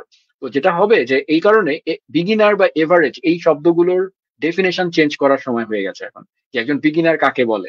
একজন বিগিনার আসলে হচ্ছে যে মোটামুটি জানে, তাকেই হয়তো কিছুদিন পরে বিগিনার বলা হবে। হ্যাঁ, বা এমনও হতে পারে কোম্পানিজ গুলো আসলে বিগিনার শব্দটার ব্যবহারই করবে না। হুম। এটা রিয়েল হার্ড মানে হার্ড ট্রুথ, মানে কিছু করার নাই, কারণ স্বাভাবিকভাবে টেকনোলজি অ্যাডভান্সড হয়েছে। তো এই কারণেই আসলে এই প্রবলেম গুলো হচ্ছে, যে যখন আপনারা অ্যাপ্লাই করতে যাচ্ছেন, তখন কোম্পানিগুলো এই সব শর্ত জুড়ে দিচ্ছে। বিকজ কোম্পানির কাছে লোকের অভাব নাই, আর মানুষের কাছে চাকরি নাই। So there is a gap. হ্যাঁ, তো এখান থেকে ভালো ডেভেলপার ফিল্টার আউট করা, এবং আর এটার একটা কারণও আছে, কারণ প্রচুর কোম্পানিজ আসলে রং রিক্রুটমেন্টের মানে মানে পাল্লায় পড়েছে। হ্যাঁ, আমার নিজের কোম্পানিও সেটার একটা উদাহরণ। আমরা প্রচুর কয়েকবার আসলে মানে যাকে ইন্টারভিউতে আসলে ধরাই যায় না। হ্যাঁ, কিন্তু পরবর্তীতে বোঝা যায়, কারণ একটা ইন্টারভিউ একটা সিঙ্গেল এক্সাম। তো সেই এক্সামে হয়তো অনেকে উঠরে যায়, কিন্তু তারপরে দেখা যায় যে তার আসলে অনেক কিছুই নাই, বেসিক ফাউন্ডেশন নাই, অনেক কিছু নাই। আর নট অনলি সেইগুলো ফ্যাক্টর, আরো অনেক ফ্যাক্টরস আছে। টিমে কাজ করতে পারে না, বাজে ব্যবহার করে, হ্যাঁ, কথা শোনে না, এরকম বহুত ফ্যাক্টর চলে আসে আর কি। তো যার কারণে সবাই চায় যে না, একটু পরীক্ষিত মানুষ নেই, যে অ্যাটলিস্ট একদম নিউ না। হ্যাঁ, এইটা আমরাই নষ্ট করে ফেলেছি আমাদের মার্কেটে। এই যে যারা বিগিনার হিসেবে গেছে, তারাই মার্কেটটা নষ্ট করেছে, এবং এখন তারাই সেটার মানে এর পরের জেনারেশন বা এর পরে যারা বিগিনার হয়েছে তারা সেটা সাফার হচ্ছে। তো যার কারণে ওভারঅল এই জায়গাটা থেকে আসলে আমাদের যে টেক কমিউনিটি আছে, তাদের একটা ভূমিকা আছে, এখানে রোল আছে। সো আই বিলিভ যারা আসলে টেক কমিউনিটি লিড করবেন বা যারা এই কাজগুলোতে নেতৃত্ব দিবেন, তারা এই জিনিসগুলো দেখবেন, যেন অ্যাটলিস্ট এই জিনিসগুলো মানুষকে ক্লিয়ারলি বোঝানো যায়, যেন অ্যাটলিস্ট মানুষ 6 মাস 1 বছর শ্রম দেওয়ার পরে সে রিয়েল ওয়ার্ল্ডে যে সে দেখলো যে সে আসলে কিছুই পারে না, এরকম একটা জিনিস যেন না হয়। এটা আমাদের এডুকেশন সিস্টেমেও আছে, এটা আমাদের বর্তমান প্রোগ্রামিং মার্কেটেও আছে। তো এটা একটা বাস্তবতা ভাই, এটা আসলে আমার এর বেশি কিছু আসলে বলার নাই। থ্যাংক ইউ ভাইয়া, আমি লাইক এটাতে হোল হার্টেডলি এগ্রি করি। টু অ্যাড টু দিস আমি অফকোর্স বলবো যে আমি across all different types of platform, যেটা হোক, যেটা মার্ন স্ট্যাক নিয়ে শিখছি, এটা টেকনিক্যাল কোনো ফিল্ড হোক বা সামথিং এলস, স্পেশালাইজেশন এখন সব জায়গায় আছে। যেমন you cannot be a jack of all trades, যদি কোনো কিছুরই মাস্টার নাই হতে পারি, শুধু শুধু একটাতে জাস্ট স্পেশালাইজড না থেকে সবকিছুই আমি একই সাথে পারি, এই রকম মানুষের সংখ্যার ডিমান্ড দিন দিন আর কি আমি বলবো যে অনেক কমে যাচ্ছে। So with that being said, আমরা যদি অ্যাপস নিয়ে কথা বলি, আমরা বেস্ট প্র্যাকটিসেস নিয়ে কথা বলছি, সো আমরা আরেকটা কোয়েশ্চেন এখানে পেয়ে যাচ্ছি যে কাফকা এন্ড রেডিস কখন ইউজ করব? আচ্ছা, এটা যে আমিও খুব এক্সপার্ট তা না, হ্যাঁ, এটা আমি আগেই বলে নিচ্ছি। তো রেডিস এর ব্যাপারটা আমি জানি, আমি রেডিস ইউজ করেছি।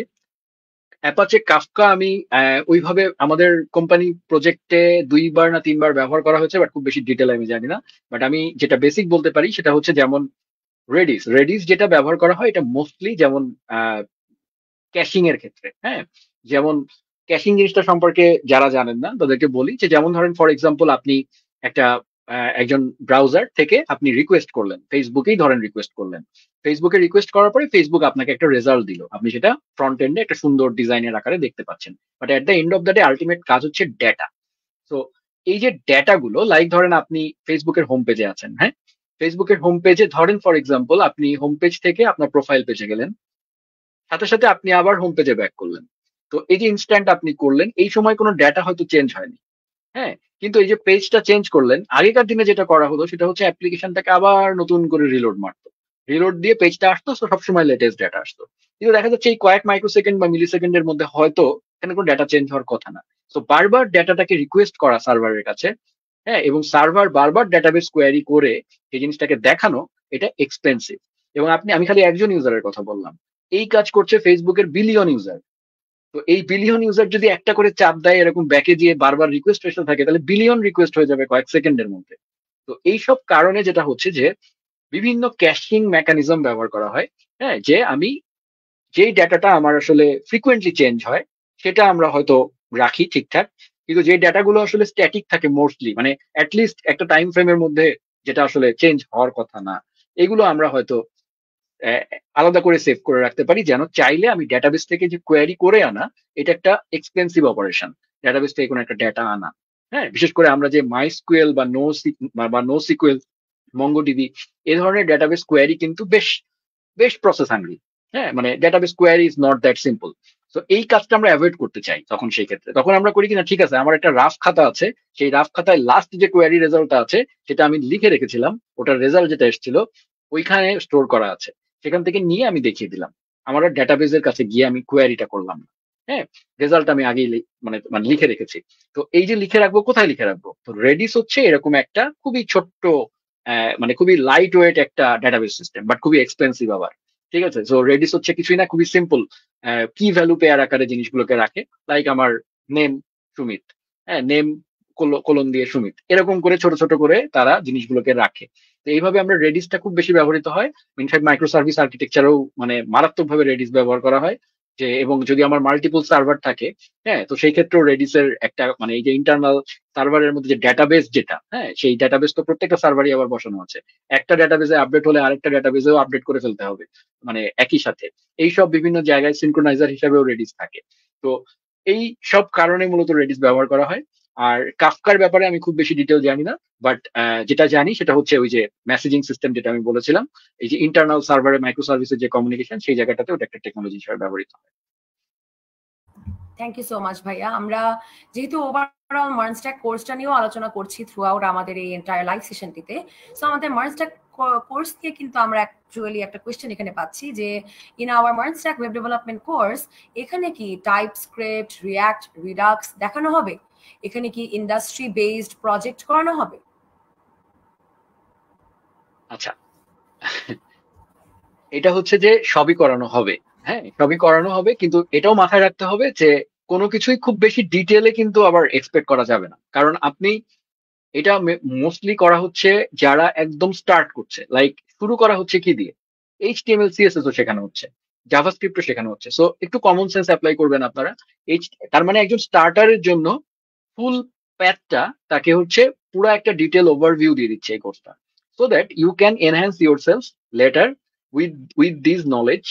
হ্যাঁ, যে আমি জানি মার্নস্ট্যাকের প্রত্যেকটা কম্পোনেন্ট, বিভিন্ন টপিক কিভাবে কিভাবে একটা আরেকটার সাথে কানেক্টেড হয়, এই যে বার্ডস আই ভিউ থেকে টোটাল একটা জিনিস সম্পর্কে ধারণা পাওয়া, এইটা কিন্তু সবচেয়ে ইম্পর্টেন্ট প্রোগ্রামিং, বিশেষ করে একটা স্ট্যাকের ক্ষেত্রে। এই কোর্সটা মূলত সেই পারপাসটা সার্ভ করবে। কিন্তু আপনাকে এই যে যেমন বললাম যে কাফকা সম্পর্কে আমি জানি না, আরো অনেক টেকনোলজি আমি নাম শুনেছি, কিন্তু আমি এটার খুব ডিটেল কখনো কাজ করিনি। ঠিক আছে? তারপরে RabbitMQ নিয়ে কাজ করা হয়েছে আমার, রেডিস নিয়ে আমার কাজ করা হয়েছে। হয়তো এটা ডিটেলে জানতে চাইলে আমি একটু ডিটেল বলতে পারবো। তো এরকম কাফকা ছাড়া এরকম অসংখ্য টেকনোলজি আছে এই স্ট্যাকে, যেগুলো আসলে অ্যাডভান্স, তার থেকেও অ্যাডভান্স, তার থেকেও অ্যাডভান্স, এটা আনলিমিটেড। তো যার কারণে অত অ্যাডভান্সড লেভেলে হয়তো যাওয়া হবে না, কিন্তু আপনাকে মার্ন স্ট্যাকের একটা স্টার্টার প্রোগ্রামের ওভারঅল ধারণা দেওয়ার জন্য যা যা করা লাগে সবই করানো হবে। ইয়েস, আপনি রিয়াক্ট রিডাক্স এর কথা বলেছেন, হ্যাঁ রিয়াক্ট খুব ভালো করে শেখানো হবে, রিডাক্স আছে, রিডাক্স আপনাকে শেখানো হবে। কিন্তু রিডাক্স যেমন অনেকে প্রশ্ন করেন যে, যেমন রিডাক্স, আপনি যদি রিডাক্স ইটসেলফ দেখতে শুরু করেন, তাহলে আপনি যদি প্রত্যেকটা দিকে রিডাক্সের ডকুমেন্টেশন ধরে ধরে রিডাক্সের প্রত্যেকটা ফিচার এবং প্রত্যেকটা জিনিস খুব অ্যাডভান্স লেভেলে আপনি যদি বুঝতে চান, তাহলে ইউ উইল, মানে আপনার শুধু এটার জন্য একটা আলাদা কোর্স লাগবে। ঠিক আছে? আপনি যদি খুব ভালো করে রিয়াক্ট শিখতে চান, তাহলে শুধু রিয়াক্টের জন্য আপনার একটা আলাদা কোর্স লাগবে।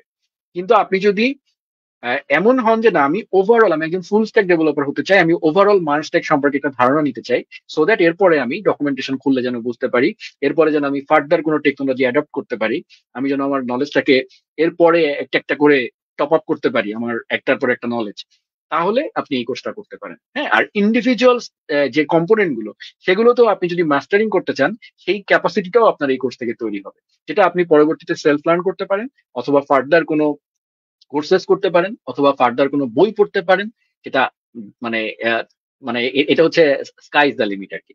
তো যার কারণে আমি এই কথাটাকে ওইভাবে সাধারণত বলি না যে একটা কোর্সে সব করানো হবে, আমি একটু ডিটেলে বলার চেষ্টা করি, so that the audience can decide. Most definitely. এবং উইথ দ্যাট বিং সেড, আপনাদের কারো যদি আরো কোনো কোয়েশ্চেন্স থেকে থাকে যে অ্যাকচুয়ালি কি কি জিনিস এখানে শেখানো হবে, পুরোটুকু তো একদম মানে জাস্ট আমরা যদি উইক বাই উইক ব্রেকডাউনটা এখন বলে ফেলি, তাহলে অনেক বেশি লম্বা হয়ে যাবে আমাদের এন্টায়ার লাইভ সেশনটি। সো এই জন্য আপনাদেরকে অনুগ্রহ করা হচ্ছে যে যদি আপনারা আমাদের just overall MERN stack web development career path batch 3 এই যে লিঙ্কটা একটা দেওয়া আছে, যদি আপনারা একটু কষ্ট করে চেক করেন হিয়ার অ্যাট ফেসবুক, আমাদের কমেন্ট সেকশনে কিন্তু এটা লিঙ্ক দেওয়া আছে, যেখানে আপনি এন্টায়ার মডিউলটা পেয়ে যাবেন। ইন টোটাল আমাদের এখানে 26 উইকস, অ্যাজ ইন আমাদের 6 মান্থ লং এই কোর্সটি। অ্যান্ড ওয়ান্স এগেন, যদি আপনি এই এন্টায়ার কোর্সে আপনি এখনই এনরোল হয়ে যান, আপনি কিন্তু 300-এরও বেশি প্রি রেকর্ডেড ভিডিওসও পেয়ে যাবেন। And at the same time 70+ live classes তো থাকছেই। অ্যান্ড যা যা বলা হলো, যে এখানে যেরকম একজন প্রশ্ন করেছেন যে অ্যাবাউট প্রজেক্টস, আমরা কিন্তু 15টি ইন্ডাস্ট্রি স্ট্যান্ডার্ড প্রজেক্টও করছি through out, including support sessions every single day 3 Times. So অনেক কিছু জিনিস আপনি এখানে পেয়ে যাচ্ছেন। কোর্সের বিষয়বস্তু যদি আরো ডিটেলসে জানতে চান, কি কি জিনিস শেখানো হবে in details, most definitely please feel free to check out our entire course module. So ভাইয়া, আমরা মার্ন নিয়ে আমরা এখানে একটা কোয়েশ্চেন পাচ্ছি আমাদের রিয়াক্ট জেএস নিয়ে। রিয়াক্ট জেএস এ কিভাবে এসইও সমস্যা সমাধান করা যায়? এটা আমি অলরেডি বলেছি যে আমরা যদি সার্ভার সাইড রেন্ডারিং করি, তাহলে সেক্ষেত্রে এসিও সমস্যা সলভ। ঠিক আছে? মানে সেক্ষেত্রে আমাকে সবকিছু সার্ভার থেকে রেন্ডার করে নিয়ে আসতে হবে। তো এটা একটা কাজ। এখন রিয়াক্ট জেএস এর ক্ষেত্রে আমি যদি দুই ভাবে করা যায়, একটা হচ্ছে আপনি রিয়াক্ট, যেটা সেই রিয়াক্ট জেএসটাকে ব্যবহার করে আপনি সার্ভার সাইড রেন্ডারিং করাতে পারেন রিয়াক্টের লেটেস্ট যে ভার্সন গুলো আছে সেখান দিয়ে। বাট নর্মালি মডার্ন ওয়ার্ল্ডে যেটা হয়, সেটার জন্য আবার আরেকটা ফ্রেমওয়ার্ক ব্যবহার করা হয়, এবং এই ফ্রেমওয়ার্কটা যেমন খুবই পপুলার আছে নেক্সট জেএস, যেটা রিয়াক্টের একটা ফ্রেমওয়ার্ক। আরো অনেক ফ্রেমওয়ার্ক আছে। হ্যাঁ, ভিউ, আমি যদি রিয়াক্ট ইকোসিস্টেমের কথা বলি, তাহলে আরো রিমিক্স টিমিক্স আরো অনেক কিছু আছে। বাট এই এই কোর্সে যেটা কারেন্টলি ধারণা দেওয়া হবে, সেখানে আমিও আমারও কিছু ক্লাস নেওয়ার কথা। তো ওইখানেও মানুষজন একটা ধারণা পেয়ে যাবে, ওভারঅল কনসেপচুয়াল ধারণা পেয়ে যাবে, যে আসলে নেক্সট জেএস এবং রিয়াক্ট এর মধ্যে পার্থক্যটা কোথায়, এবং কে কিভাবে আসলে জিনিসগুলোকে হ্যান্ডেল করছে, বা রিয়াক্টের উপরে আবার নেক্সট জেএস ব্যবহার করলে কি কি বেনিফিট পাওয়া যায়। তো আপনি যদি Next JS properly best practice follow করে কোড করেন, তাহলে you will get a SEO friendly website. Okay ভাইয়া, থ্যাংক ইউ সো মাচ। আমরা এর পাশাপাশি কিছু এখানে বেসিক কোয়েশ্চেন্স পাচ্ছি। সো অফকোর্স আমাদের এই এন্টায়ার লাইভ সেশনটি রেকর্ডেড থাকবে। সো আপনারা কিন্তু at any point after this entire live session ends, আপনারা শুরু থেকে কিন্তু ভাইয়া যে প্রশ্নগুলোর উত্তর দিয়েছেন সেগুলো আরেকবার দেখে আপনাদের প্রশ্নের উত্তরগুলো কিন্তু জেনে নিতে পারবেন। সো আমরা এগুলোকে স্কিপ করে আমরা আরেকটা কোয়েশ্চেন নিয়ে নিচ্ছি। পেগাসাস বা এর মতো সফটওয়্যার বানানোর জন্য আমাদের কোন দিকে যাওয়া উচিত? এই ইন্ডাস্ট্রির কোন সাইডে আমাদের যাওয়া উচিত? আচ্ছা, এই এই এই জায়গাটাতে আমার একেবারে জিরো নলেজ, এবং যে জায়গাটায় আমার নলেজ নাই আমি সেটা নিয়ে কোনো একটা এক্সট্রা কথাও বলি না, কারণ এক্সট্রা কথা বললে সমস্যা হয়ে যায় আর কি। তো যার কারণে এটা খুবই দুঃখিত যে আমি এই ধরনের সফটওয়্যার সম্পর্কে আমার কোনো আইডিয়া নাই। ওকে ভাইয়া, থ্যাংক ইউ সো মাচ। অনেকেই এটা এইভাবে ব্লেটেন্টলি অ্যাডমিট করে না, বাট আপনাকে অনেক ধন্যবাদ for actually doing it. At the same time আমরা এখানে আরেকটা কোয়েশ্চেন পাচ্ছি ভাইয়া, বিগিনার হিসেবে যদি কেউ নন সিএসি ব্যাকগ্রাউন্ড থেকে আসে তাহলে কি জেএস শেখাটা উচিত হবে নাকি সি সি প্লাস প্লাস করলে ভালো হবে? আচ্ছা, এটা হচ্ছে মানে এই উত্তরটা আমি অনেকবার দিয়েছি, আমার ইউটিউব চ্যানেলেও দিয়েছি যে মানে কোন প্রোগ্রামিং ল্যাঙ্গুয়েজ আমি চুজ করব সেটা জানার জন্য আমাকে জানতে হবে যে আমি আসলে কি বানাবো। হ্যাঁ, যেমন সি সি প্লাস প্লাস, হ্যাঁ, এগুলোর কিছু জায়গা আছে যে জায়গাগুলোকে যেই সফটওয়্যার গুলোকে বানানোর উদ্দেশ্য নিয়ে এই প্রোগ্রামিং ল্যাঙ্গুয়েজ গুলো এসেছে। তো সি সি প্লাস প্লাস এগুলো হচ্ছে comparatively lower level programming language. মানে যদি আমি জাভাস্ক্রিপ্টের সাথে কম্পেয়ার করি বা আমি যদি পাইথনের সাথে কম্পেয়ার করি তাহলে এটা মানে লোয়ার লেভেলে মানে এই নয় যে তার র্যাঙ্ক কম, লোয়ার লেভেল মানে সে মোর মেশিনের কাছে। তো বলতে পারেন যে সেগুলো আরো মোর হায়ার র্যাঙ্কের জিনিস আর কি। তো তো ব্যাপারটা হচ্ছে ওই প্রোগ্রামিং ল্যাঙ্গুয়েজ গুলো আমরা তখন ব্যবহার করি যখন আমাদের রিসোর্স ইউটিলাইজেশনটা খুব মোর পারফেক্টলি করা লাগে। হ্যাঁ, এবং আমাদের রিসোর্স লিমিটেশন আছে। যেমন ধরেন ফর এক্সাম্পল আমি একটা পেন ড্রাইভ বানাবো। তো পেন ড্রাইভের মধ্যে আমার মানে কি আছে, পেন ড্রাইভের ভিতরে যে মানে যেসব চিপ বেসড কাজ কারবার গুলো আছে সেগুলো, যে সফটওয়্যার রিলেটেড কাজগুলো, সেগুলো আপনি কোনোভাবেই জাভাস্ক্রিপ্ট আপনি করতে পারেন না। বা আপনি একটা এমবেডেড সিস্টেম নিয়ে কাজ করবেন, তো সেই জায়গাটায় আপনি জাভাস্ক্রিপ্ট আসলে ফিট করতে পারবেন না। করতে পারবেন ঘুরায় পেঁচায় এটা ওটা করে, কিন্তু সেটা পারফরমেন্ট আউটপুট দিবে না। তো যেমন আমার, যদি আমি একটা পেন ড্রাইভের কথা বললাম, সেখানে রিসোর্স খুবই সীমিত, আমার খুব অল্প ছোট্ট একটা মেমোরি আছে। সেই মেমোরিটাকে আমার ম্যাক্সিমাম ইউটিলাইজেশন করে, তার মানে কি আমাকে মোর মেশিনের কাছাকাছি থেকে যে প্রোগ্রামিং ল্যাঙ্গুয়েজটা কাজ করে তাকে নিয়ে কাজ করতে হবে। সো আমাকে আসলে ঠিক করতে হবে যে আমি আসলে কোন প্রোগ্রাম মানে কি কি নিয়ে কাজ করব। সেটা যদি আপনি ঠিক করতে পারেন, তার এবং সেটা যদি আপনার মনে হয় যে না আমার সেই ক্ষেত্রে সি সি প্লাস প্লাস আমাকে বেটার আউটপুট দিবে, তাহলে সি সি প্লাস প্লাস নিয়ে আগানো উচিত। হ্যাঁ, আর যদি আপনি ওয়েব ডেভেলপার বা এই ধরনের জিনিসটা নিয়ে যেতে চান তাহলে ওয়েব ডেভেলপারের টেকনোলজি গুলো আলাদা। যেমন আপনি সি প্লাস প্লাস দিয়ে ওয়েব ডেভেলপমেন্ট করাটা আপনার জন্য ওভারহেড হয়ে যেতে পারে, কারণ C C plus plus more complex programming language, অনেক বেশি শিখতে হবে। প্লাস এটার বিভিন্ন ধরনের রিসোর্সেস, টুলস, প্লাস কোম্পানিতে যদি আমি ওয়েব ডেভেলপার হিসাবে সি প্লাস প্লাস ডেভেলপারদের চাহিদাও কম। হ্যাঁ, মানে খুব কম আছে জব, মানে কম্পারেটিভলি যদি আপনি অন্যান্য ইয়ের সাথে তুলনা করেন। তো এই বিভিন্ন ফ্যাক্টর কাজে লাগিয়ে আপনাকে আসলে ঠিক করতে হবে যে আপনি কি নিয়ে কাজ করবেন। অফকোর্স ভাইয়া, আমরা এখানে আরেকটা কোয়েশ্চেন পাচ্ছি যেটা হয়তো অনেকেরই সেম কোয়েশ্চেনটা। জেনারেলি কেউ যখন একদম বিগিনার হিসেবে কোনো টেকনিক্যাল ফিল্ডে তারা শিখে তখন এরকম টাইপের একটা প্রবলেম তারা অ্যাকচুয়ালি ফেস করে। সো আমি প্রশ্নটা আপনাকে পড়ে শোনাচ্ছি। ভাইয়া, আমি জেএস প্রজেক্ট দেখলে বুঝি বাট নিজে করতে পারি না, এখন আমি কি করতে পারি? এটা তো খুবই আসলে মানে এই ধরনের প্রশ্নের আসলে উত্তর মানে দেওয়াটা আমাদের জন্য কঠিন। তারপরেও যেহেতু প্রশ্ন করেছে উত্তর দিতে হয়। এটা নিয়েও ভিডিও ছিল আমার একটা। তো সেটাতে যতটুকু লজিক্যালি বলা সম্ভব আমি বলার চেষ্টা করেছিলাম। তো সেটাই আমি বলতে চাই যে এই প্রবলেমটা মূলত হয় হচ্ছে দেখলে বুঝি করতে পারি না, এটা হচ্ছে যে এইটাকেই বলা হয় টিউটোরিয়াল হেল আর কি। হ্যাঁ, যে আপনি আসলে যেটা করেন সেটা হচ্ছে হয়তো আপনি যে জিনিসগুলো পড়েন বা দেখেন, হ্যাঁ, এখন তো শুধু আগে আমরা পড়তাম, এখন তো মানুষ দেখেও, এখন আবার শোনেও। তো যার কারণে আগে তো শুধু আমরা দেখতাম, তো এখন পরে এখন দেখে শোনে অনেক কিছু করে। তো যেটাই আপনি করছেন সেটার সাথে সাথে আপনি আপনার যে বেসিক কাজটা কোডিং করা, এটা আপনি হয়তো সাথে সাথে করছেন না। আপনি দেখছেন, দেখে পুরোটা শেষ করে হ্যাঁ হ্যাঁ ভাই তো যেগুলো বলেছে খুব সুন্দর, স্বাভাবিকভাবে ভাই আমরা তো কন্টেন্ট বানাই, এখন কন্টেন্ট অনেকেই বানায়। তা আপনি যদি একটু লজিক্যাল সেন্সে চিন্তা করেন যে এই মানুষটা কন্টেন্ট বানায়, mister A, mister B, mister C, তিনজন কন্টেন্ট বানাচ্ছে, স্বাভাবিকভাবে তাদের মধ্যে একটা কম্পিটিশন থাকবে। তারা চাবে এ ওর থেকে ভালো বোঝাবে, ও ওর থেকে ভালো বোঝাবে। প্লাস প্রত্যেকটা মানুষের বোঝানোর মানে এক্সপ্লেনেশন ক্যাপাসিটিও আলাদা। তো ধরেন কোনো একজন খুব ভালো এক্সপ্লেনেশন ক্যাপাসিটি ওয়ালা একজন মানুষের টিউটোরিয়াল আপনি দেখতে বসলেন এবং আপনার খুব ভালো লেগে গেল, আপনি যা বলছে তাই বুঝছেন, কারণ ওই ব্যক্তি তো কন্টেন্ট বানাচ্ছেই আপনাকে বোঝানোর জন্য। তো এমন ভাবেই বানাবে যেন আপনি বুঝতে পারেন। তো আপনি তার কথাগুলো আপনি সবই বুঝবেন। তার মানে এই নয় যে আপনি প্রোগ্রামিং বুঝে গেছেন। ওই জায়গাটা হচ্ছে জাস্ট আপনাকে স্টার্ট করিয়ে দেওয়া। এই এই জিনিসটা যতদিন আপনারা ফাইন্ড আউট না করতে পারবেন এবং একজন ইনস্ট্রাক্টর বলেন বা একজন টিউটোরিয়াল দিচ্ছে যিনি, তাকে যদি আপনি একেবারে সুপ্রিম গুরু মানে মনে করেন, তাহলেই সর্বনাশ। ঠিক আছে, ওই ব্যক্তিটা হচ্ছে জাস্ট আপনার কিছু কাজকে আগিয়ে দিচ্ছে, নাথিং এলস। আপনি একদম ব্ল্যাক আউট আছেন, আপনি কিচ্ছু জানেন না, আপনি রিয়াক্ট নিয়ে কিচ্ছু জানেন না। তো তাহলে আপনাকে যদি এখন বলা হয় যাও এই রিয়াক্টের 3টা বই ধরাই দিলাম, start and do your work, আপনি পারবেন? এটা অনেকের জন্য কঠিন হয়, অনেকে পারে না। তো তাতে আপনাকে কি আপনাকে আগে রিয়াক্ট সম্পর্কে একটা বেসিক ধারণা লাগে যে আসলে রিয়াক্ট কি জন্য শিখবো আমি, এটা কেন, হ্যাঁ এটা কিভাবে কাজ করে। তো যখন আপনাকে এই ডট গুলো আমরা কানেক্ট করে দেই, হ্যাঁ এই যে কাজটা করতে হয়তো আপনার 6 মাস লাগতো, এইটা হয়তো আমরা একটা টিউটোরিয়ালের মাধ্যমে আপনাকে খুব ইজি করে দিচ্ছি। আপনি এখন ডট গুলো জানেন, তো সেই পাথ ফলো করে আপনি নিজেকে আগাতে পারবেন। তো আপনাকে জাস্ট এইটুকু বিলিভ করতে হবে যে আপনি একজন ইনস্ট্রাক্টর বা ইয়ের কাছ থেকে আপনি যেটা শিখছেন সেটা আপনাকে আলটিমেটলি স্টার্ট করিয়ে দিচ্ছে।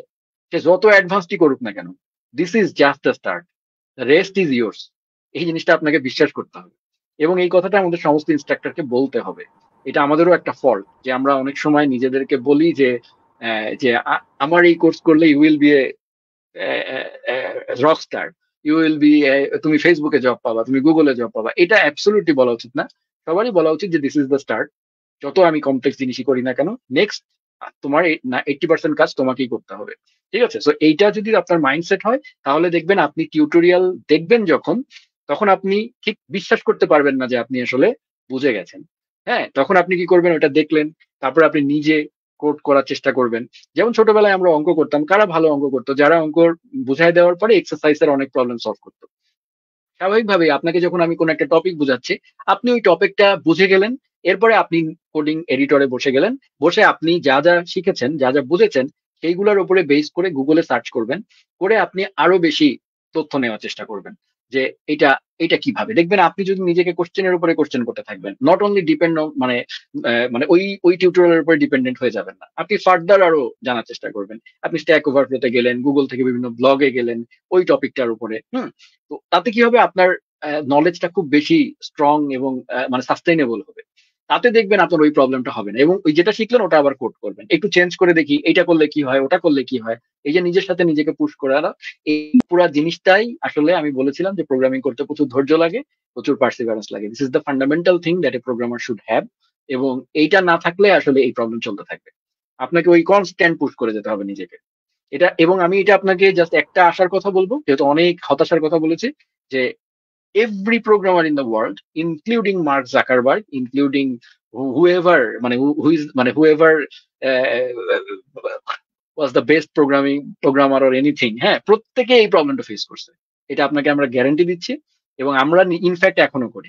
ঠিক আছে, একটা কিছু বোঝার পরে পরে গিয়ে দেখি যে হ্যাঁ এটা তো করতে পারতেছি না, হ্যাঁ তখন আবার গুগল করেন আপনি। এবং প্রোগ্রামিং মুখস্থ করবেন না কখনো, সবসময় চেষ্টা করবেন যে কপি করার। কপি করেন, কোনো সমস্যা নাই, কিন্তু কপিটা অন্ধভাবে করা যাবে না। এই হচ্ছে কথা। যেটা করলাম ওইটা একটু চেঞ্জ করবেন, পরিবর্তন করবেন, এই ফিচারটাকে একটু আপগ্রেড করার চেষ্টা করবেন। এইগুলো যখন আপনি করতে থাকবেন দেখবেন এই কনফিডেন্সটা আস্তে আস্তে বাড়তে থাকবে। Of course, thank you so much ভাই এত সুন্দর করে বুঝিয়ে বলার জন্য। আমরা উইথ দ্যাট বিং সেড, আমরা এআই নিয়ে কিন্তু আমরা অনেকেই অনেক আশঙ্কায় থাকি, ভয়ে থাকি যে এটা আমাদের জবস নিয়ে নিবে কিনা। সো আমরা এখান থেকে একটা কোয়েশ্চেন নিয়ে নিচ্ছি। ভাইয়া, ডেভিন এআই নিয়ে অনেকেই শঙ্কিত থাকে যে অনেক ডেভেলপাররা এর মাধ্যমে সুযোগ পাবে না অথবা রিপ্লেসড হবে। এটার ব্যাপারে আপনার মতামত কি?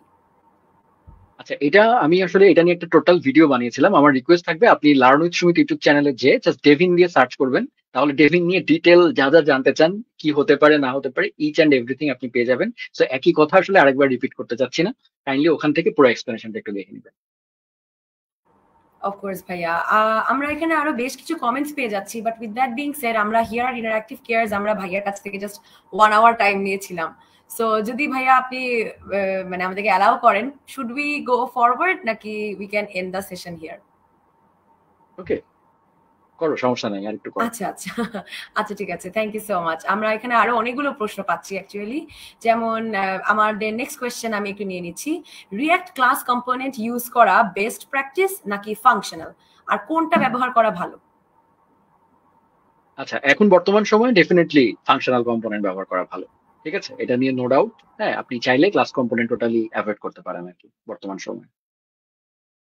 ওকে ভাইয়া, আমরা তবে একটা কোয়েশ্চেন একটা কথা নিচ্ছি। আমি অবশ্যই বলবো, যে অ্যাটলিস্ট ক্লাস কম্পোনেন্টটা কিভাবে কাজ করে অ্যাটলিস্ট দেখে রাখবেন।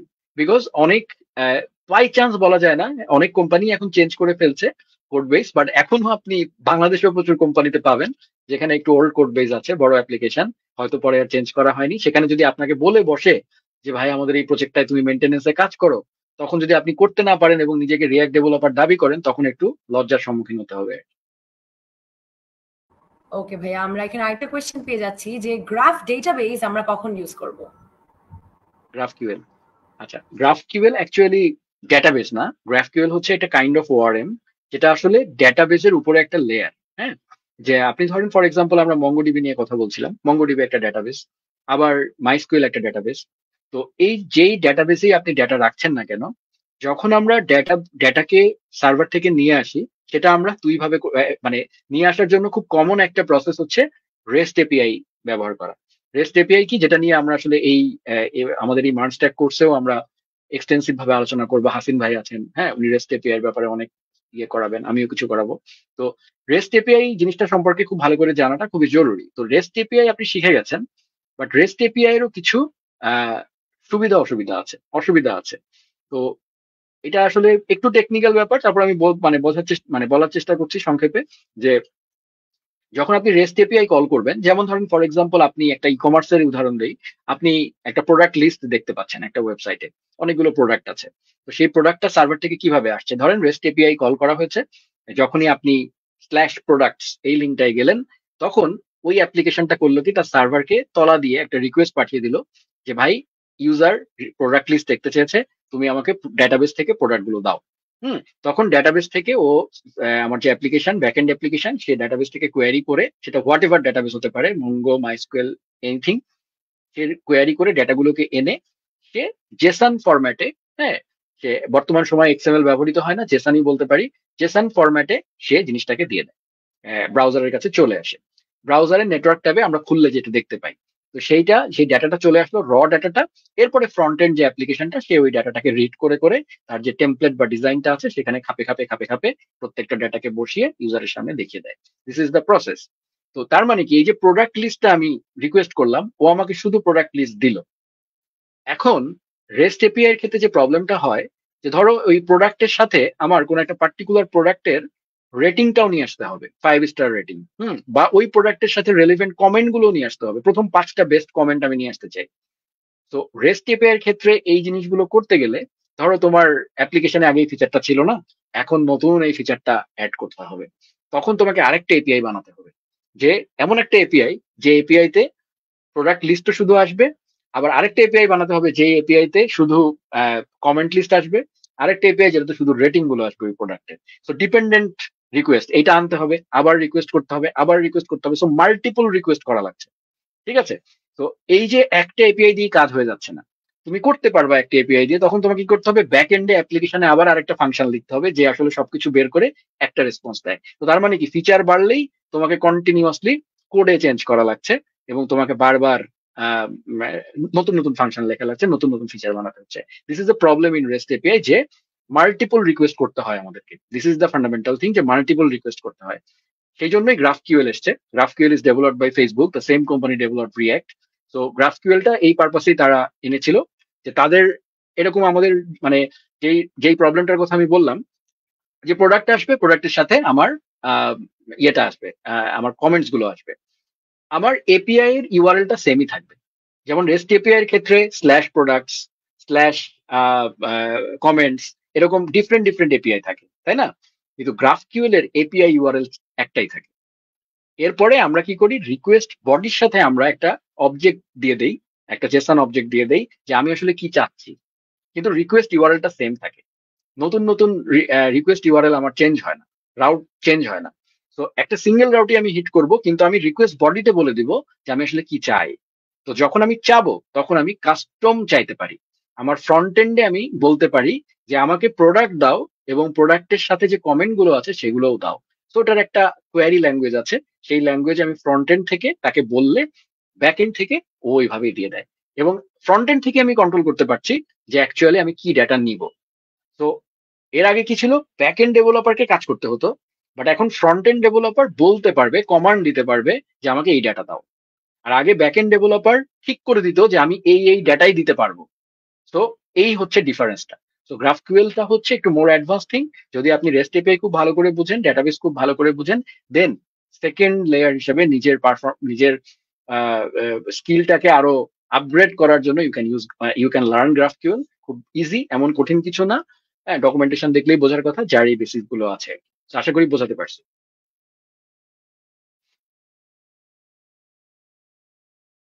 আই থিংক প্রমি সম্ভবত ডিসকানেক্ট হয়ে গেছে।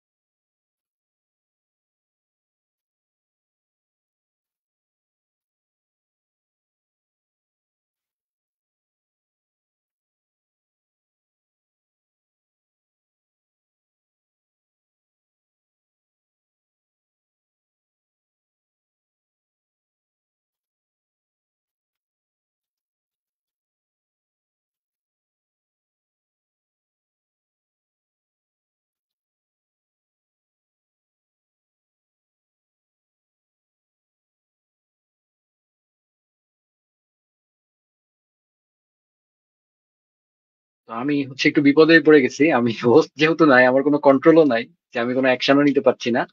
তো সরি এভরিওয়ান, ইন্টারনেট হয়তো ইস্যু হয়েছে ওর এন্ডে আর কি।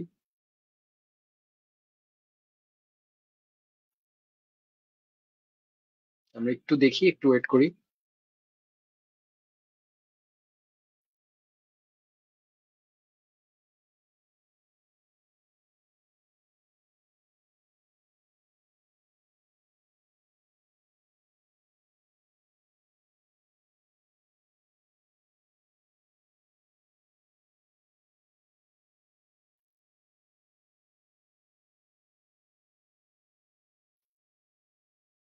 আচ্ছা, তো বেসিক্যালি আমরা কিছু কোশ্চেন নেওয়ার চেষ্টা করি তাহলে প্রমি জয়েন করতে করতে। তো এখানে একটা কোশ্চেন করেছে আজিম হোসেন তুহিন ভাই, যে এক্সপো নাকি র রিয়্যাক্ট। তো হ্যালো প্রমি। ওকে, থ্যাংক আচ্ছা, ইউ আমরা ভাইয়া, একটা সরি কোশ্চেন ফর দ্য নিয়েছি আর কি। টেকনিক্যাল তো difficulty. G G please. It's okay, it's okay. তো একটা কোশ্চেন নেওয়া হচ্ছে যে এক্সপো নাকি র রিয়্যাক্ট নেটিভ। তো আচ্ছা, এক্সপো নাকি র রিয়্যাক্ট নেটিভ, প্রথম কথা হচ্ছে যে এগেইন আমি বলবো যে আমি রিয়্যাক্ট নেটিভ পারি না। হ্যাঁ, হয়তো চেষ্টা করলে পারবো, যেহেতু রিয়্যাক্ট পারি, সো যার কারণে এটা টুলস এন্ড টেকনোলজি সম্পর্কে আমার খুব একটা আইডিয়া নাই। তবে আমি যতটুকু জানি যে রিয়্যাক্ট নেটিভ আলটিমেটলি প্লে করতে হয়, মানে রান করতে হয় হচ্ছে এক্সপো যে অ্যাপটা আছে সেটা দিয়ে। তো এটা তো আসলে একটা আরেকটা অল্টারনেটিভ না, আমি যতটুকু জানি। তো এটুকুই বলবো আর কি। ওকে ভাইয়া, সো ওভারঅল আজকে আমাদের এই এন্টায়ার সেশনটি আমরা বেশ লম্বা একটা সেশন নিয়েছি এবং ইন ডিটেলসে আমরা দর্শকদের যত সম্ভব সব কোয়েশ্চেন্স গুলোর উত্তর দেওয়ার চেষ্টা করেছি। উইথ দ্যাট বিং সেড, অনেকে অনেক রিপিট কোয়েশ্চেন্স করছেন আমাদের একদমই বিগিনার লেভেলে যারা আছেন।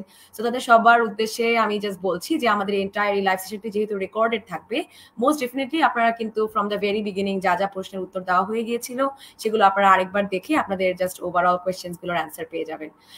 দর্শকদের উদ্দেশ্যে আরেকবার আমরা মনে করিয়ে দিতে চাই যে হিয়ার অ্যাট ইন্টারঅ্যাক্টিভ কেয়ার্স আমরা এই মুহূর্তে কথা বলছি সুমিত সাহা ভাইয়ার সাথে। আমরা আমাদের মার্ন স্ট্যাক ক্যারিয়ার প্যাথের জাস্ট ওভারঅল ব্যাচ 3 এর ইনস্ট্রাক্টর হিসেবে সুমিত সাহা ভাইয়াকে পেয়েছি। We are extremely delighted.